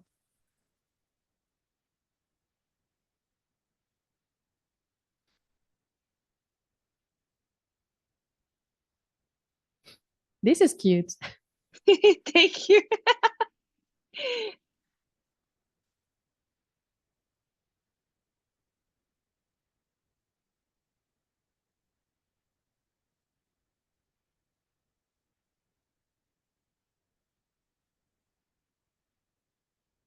Yeah, you really have a bunch of really cool stuff. Oh yeah, Thank these are you. great as well. Yeah, thank you. Thank you so much. Oh, Misa, are you still here? Hello. Yes, I'm here. Do you want me to open Instagram or Station? ArtStation would be great. My Instagram is mostly my oil paintings. So Okay, here we go. yeah, so I'm Misa Steinmetz, originally from Seattle, Washington, but currently in Paris at New Edge. And yeah, Leah was my teacher last year, and that was very fun. Let's see, my background is in fine art. I attended the Georgetown Atelier in Seattle for 3 years and just did a ton of like still life paintings, model paintings with oils and charcoal for 3 years. And after that, I started working in games as a concept artist. And I had a good time, but it was a remote work and the company shut down. And I worked at another company and they also shut down. So it was very stressful. Then I started working as a Viz Dev artist and matte painter after that, and then joined New Edge. And I've so far really enjoyed New Edge. Yeah, but I'm not exactly sure if I want to go back into games or do more work as a Viz Dev artist after school. At New Edge, we're really learning a ton of like 3D. I'd say the program is very 3D heavy, and I feel like my painting skills have degraded somewhat because of that. Like I'm not using enough of my painting, I feel like, and I want to like get better at my painting and integrating like or like going from 3D to 2D, like getting that look is what I want to practice more. And yeah, I just want to learn more, and I love your paintings. So yeah. Cool. Yeah. You already know what I think about what you're doing. Like you're doing great. I think the thing we can work on doing this 8 weeks together will be about your color management and lighting while you're doing 2D painting, because I think this is the thing that you can improve. But other than that, like your design skills are great. Like I know that your gouache painting are really great as well. Yeah, I remember this. It was last year. But yeah, like in terms of shape and everything, we could improve some stuff and color and lighting as well, just to read a bit more the piece, for example. So yeah, we're just gonna work on this. But you're doing really great already. Yeah, thank you. Yeah, I'm excited to just have some time. And at New Edge right now, we're doing the Ion classes, like the 6-week online stuff. So it's going to be easier to manage my time too with like this class and like doing New Edge at the same time. Yeah. Yeah, I don't remember how many time you have the Aeon class per day. I don't. It's like twice a week. Like it's like 2-hour sessions. So it's not that much actually. Yeah. Yeah. Okay. So yeah, so you have some time. But yeah, again, your design are so cool. There is so much storytelling inside it. So yeah, really like it. Yeah, thank you. I'm excited for the class. Yeah, same. Thank you, Misa. Then I have Adrien. Is Pablo Adrien? I'm not sure. Yes, yes, Okay. it's Pablo, but Adrien is my name of my uncle who holds Okay. this course. Okay. So yes, my name is Pablo Sanchez Cano. I'm 19 years old, and I'm first year student in animation at Atelier de Sèvres in Paris. And last year I was in preparatory art school. And in addition to school, I do a lot of painting, and I would like to become vis dev or background painter. I don't know yet. And this year, I am looking for a studio to find an internship. Yes, that's it. Okay. That's cool. Great. It sounds great. That's a John Burton's class, I think. Yeah. With backwards brush. That's cool. Yes. Steady color and lighting. This is great. Cool. And yeah, I said this one as well. Trying a bit of Thank like you. Spider-Verse painting. Yes, yes. That's cool. Yeah. I like your line work as well. Yeah, this is great. Thank you. Thank you. Then I have Katya, if you're here. Yes, I'm here. Yeah. So yeah, I'm from Russia. I'm calling from Hamburg. I studied architecture, but then I stumbled upon the motion design and stay there. So I work as a 3D motion designer, do a bit of 2D and draw at my spare time.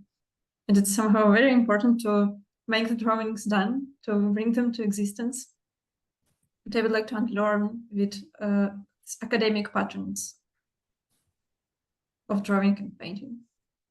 Okay. Oh, that's great. I remember I saw this one as well. Like, I really like the shape.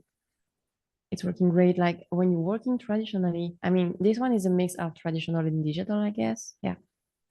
Yeah, It's most of working them really are. great. Yeah. I really like the color and the shape you have in this one. It's working great.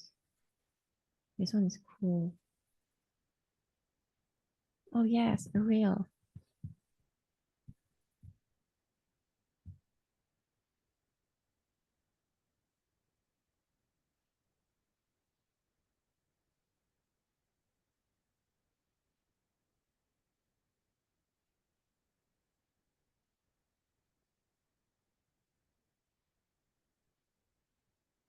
They are so funny.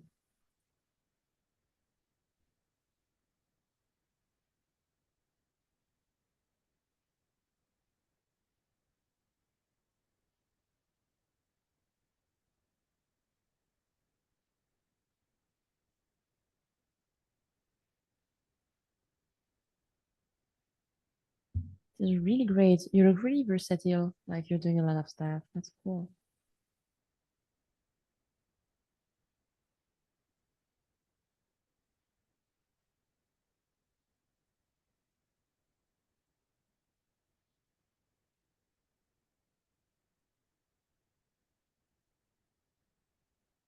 Yeah, this is what we saw. I really like your more traditional face. This is really great. Oh Thank yeah, you so this one is much. cool. Yes, I remember this one. I like it. The shape and the color really, really nailed. This is cool.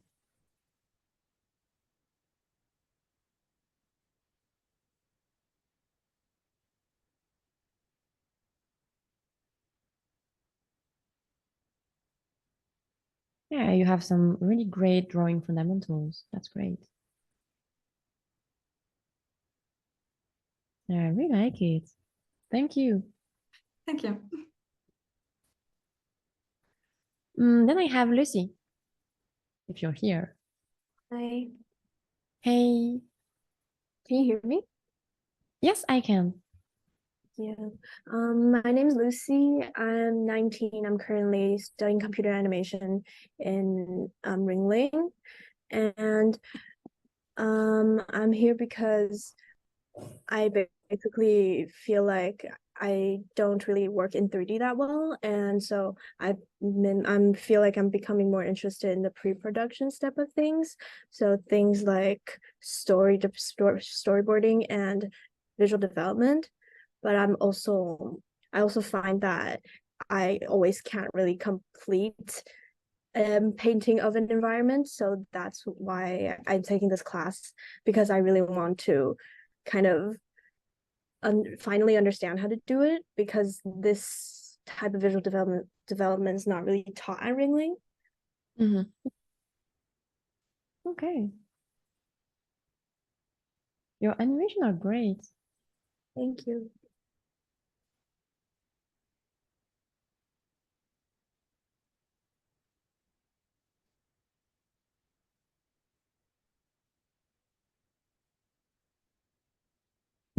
Yeah, and my only experience in the industry is that I took kind of like a character design internship last summer back in Taiwan. But that was a really short one. And another experience was helping this SVA student complete their thesis film, but that was about it. Okay. This is still experience, so this is great. Oh, I am. Then you have the VDAF here. Oh, this one is great. I'm kind of very all over the place with the VisDev section because I'm not too sure where to put these stuff yet, but figuring it out. I mean, I would not say you can put pretty much everything is in this there, but I mean, as long as you receive a script and you need to do like, I don't know, character color script, color key or anything, it can be VisDev. So we have VisDev artists doing character design, so that's fine. As long as this is development, then you can. That's great. Oh, I like this one as well. The shape are really great. This is cool.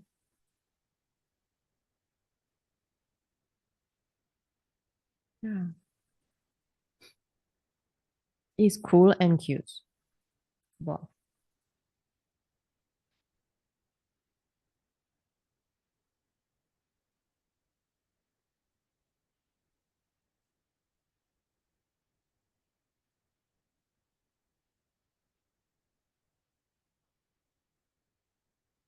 This is cool.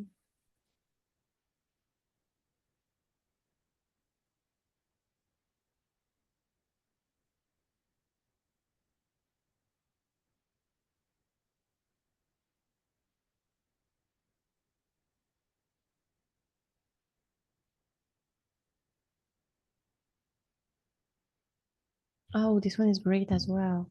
That's cool. I like the mood of it. This one's great as well. cool.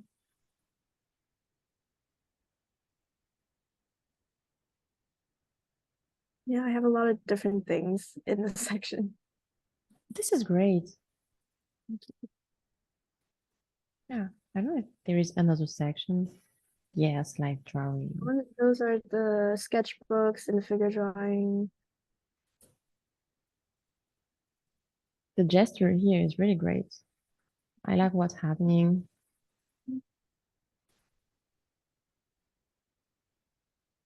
Yeah. Yeah, you have some really, really great stuff. That's cool.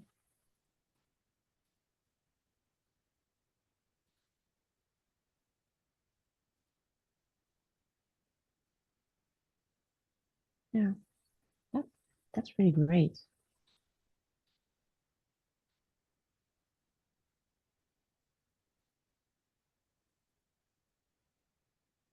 She's great. This was when I was in Paris this summer in the Gobelin summer program. Yeah, that's pretty great.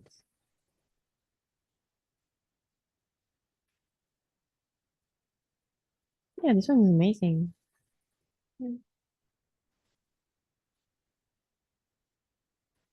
Yeah, that's so cool. You're all doing amazing works, to be honest. So I think it will be really great to teach you things because you all have like some drawing, painting fundamentals. So we'll try to fix some stuff together and to make you improve in the way you want to reach the goal you've set up.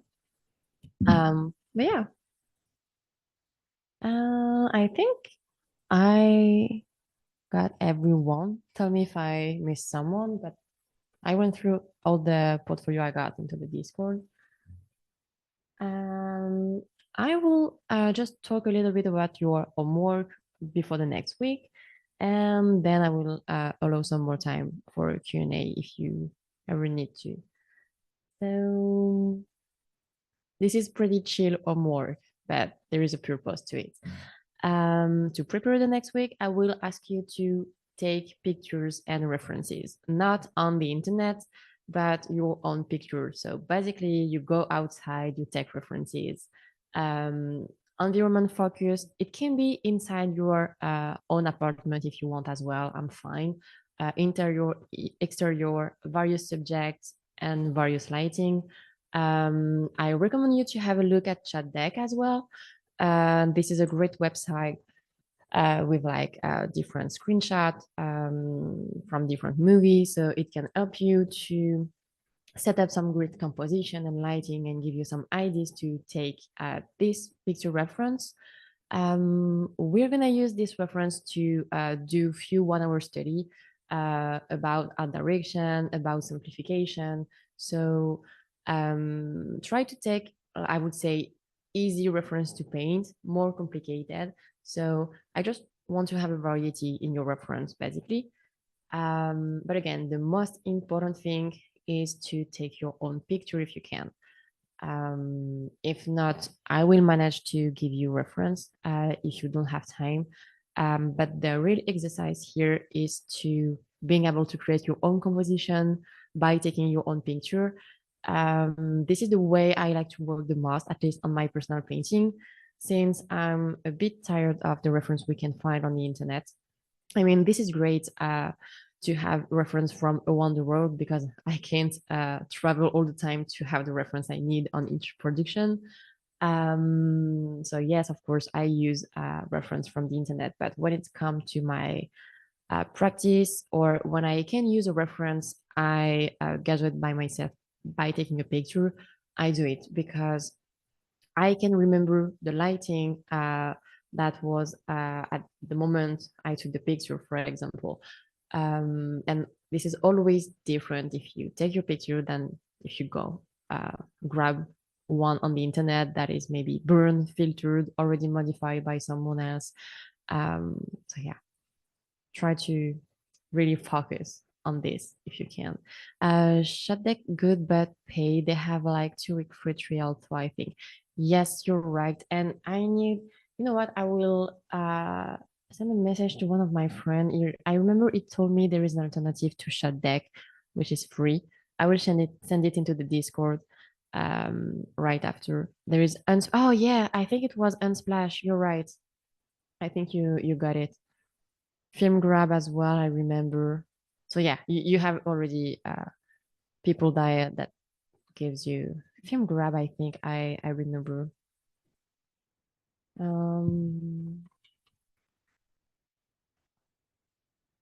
Yes. Yep. It was this one.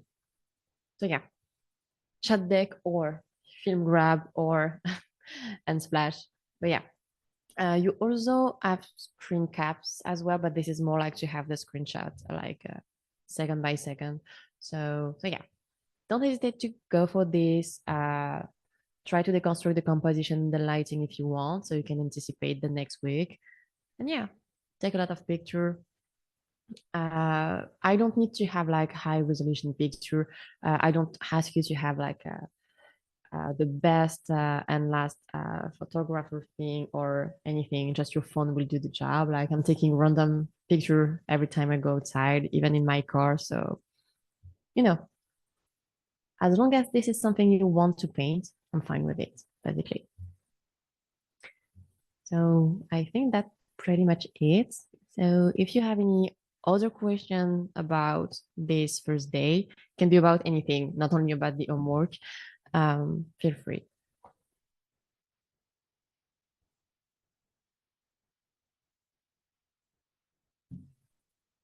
What's your favorite thing to work on? My favorites? Or like things that you want to work on in the future? Okay. Can I tell it or not? I just can't wait to work on the next project we're planning with Alberto, because I know it's going to be something huge and a great challenge. So I can't wait because I know the project with him are always very, very challenging, and I will go out of my comfort zone. So I can't wait for this one. But other than this one, I think one of my goals will be to maybe work on the production as an art director, just for the experience and see if this is something I would like to do more or not. Since I was able to do it on some production, but you know, it was more like because my OD was in holiday or some small project like small hour. But yeah, art directing and Yalgo stuff happening probably soon. So yeah. So the homework is taking picture of environment. Yes, it is. Interior, exterior, but not only random picture, try to have a good composition. But yeah, an interior shot on one lens could be okay. Yes, of course. As long as it's not just a portrait of someone, I'm fine. As long as this is something you would like to paint, I'm fine. Just think about easy stuff to paint and less easy stuff to paint, because we'll have few 1-hour study to do. So try to have some reference that are not too crazy to paint at first. But yeah. I had a quick question.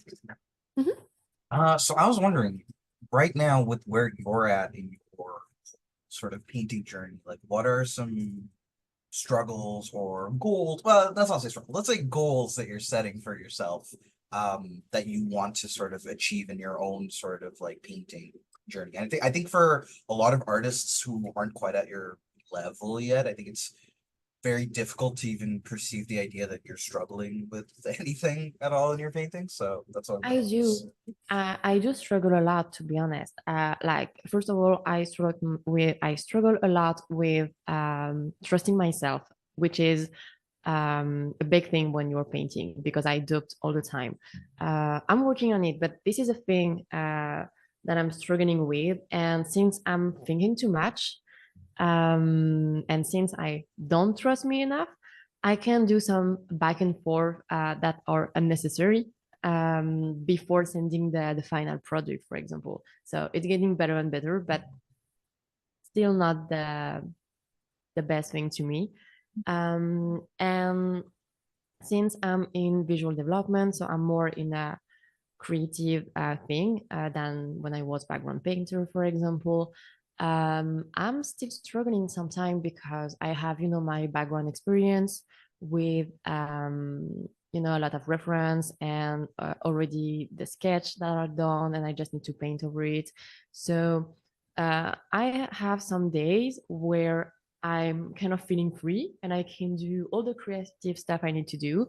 And I don't know why, but some days I wake up and I kind of blocked into my reference and I'm like, no, if I do something else than this reference, it will be bad. I need to copy the ref, but no, you don't. So I just kind of fight with myself sometimes. Yeah, like you're instinct on like the ability to sort of trust yourself, right? Yeah, this is really around this. So yeah, I think this is the main thing. And of course, I still need to improve a lot of stuff. Like I'm still working on my lighting and color and pretty much everything. Like I try to improve my fundamentals every day. So yeah, this is a journey that never ends. It is. I think like once you reach a point where you have more experience, the things you need to work on aren't as obvious anymore. You have to kind of like figure it out yourself more so. Yeah. They're more like internal in a lot of cases, I find. Exactly. And what helped me as well is like I continue to take a lot of course by artists that are doing completely different stuff that I'm doing. And it really helped me to have a different vision of what I'm doing, what I can do maybe in another way. So it really, really helped me as well. What were some of those courses that you did, if you don't mind me asking?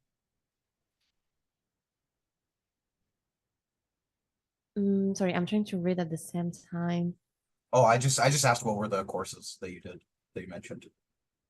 Because you mentioned that you did some other courses with other. Oh yes, I did some other courses, yes. Mhm. But for I did courses at New Age, I did courses with Warrior Art Camp. So just few, I mean, it was face-to-face courses mainly. And you know what? I started to do courses in class to help me as well to learn about, of course, to learn more with my students and to also be able to trust more myself. So this is what I tell to all my students all the time. Like, yes, you come because you want to learn from me, but I'm also learning from you. So this is a win-win, Yeah, So, yeah. Teaching is the best way to learn, I think. Yeah, really. Yeah. Really, really. That's great. Thanks so much. Of course.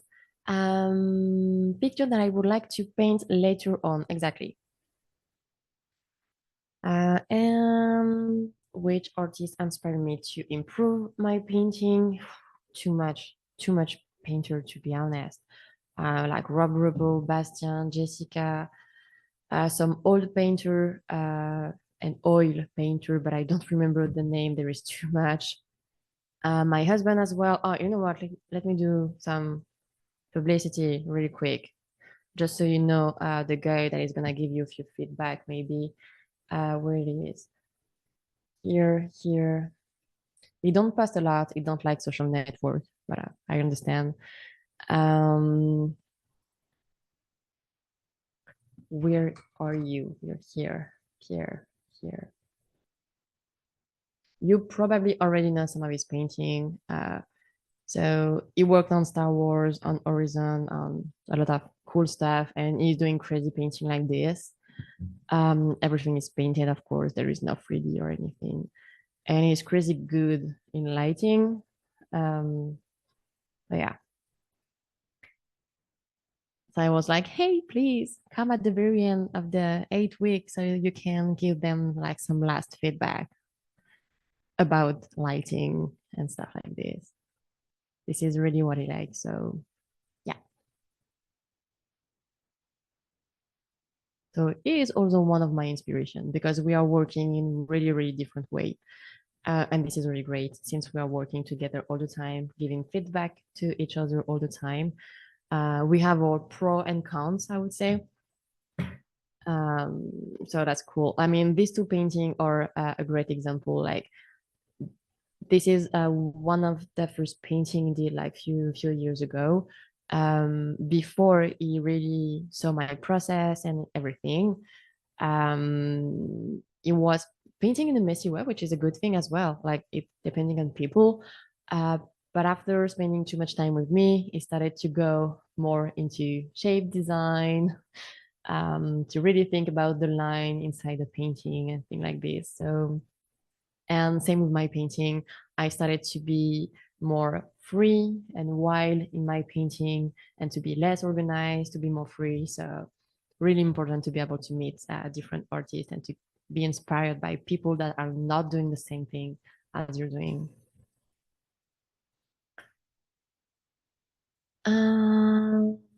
A bit of a dumb question. There is never a dumb question. How many of these photographs we will need to take? And just to confirm, this week we're only taking picture. So yes, you're only taking picture and we're painting them later. I will show you my process. I will do a lecture pass as well next week, and we'll paint together basically, and you will have some homework as well where you will have to paint. Approximately, I would say take minimum 6 pictures. It should be enough for the first week. If you have more, that's fine. There is never enough references. So, but yeah, minimum 6. Yes, thank you for him. It's so good. Do you have tips with adding character into your scene? Do you photobatch them into your scene and draw over sketch? We'll see that during the week, if you don't mind, because yes, I will show you how I had character in my scene. And yes, I do use photobatch for that. But yeah, I will demo all this, so it will be a longer topic.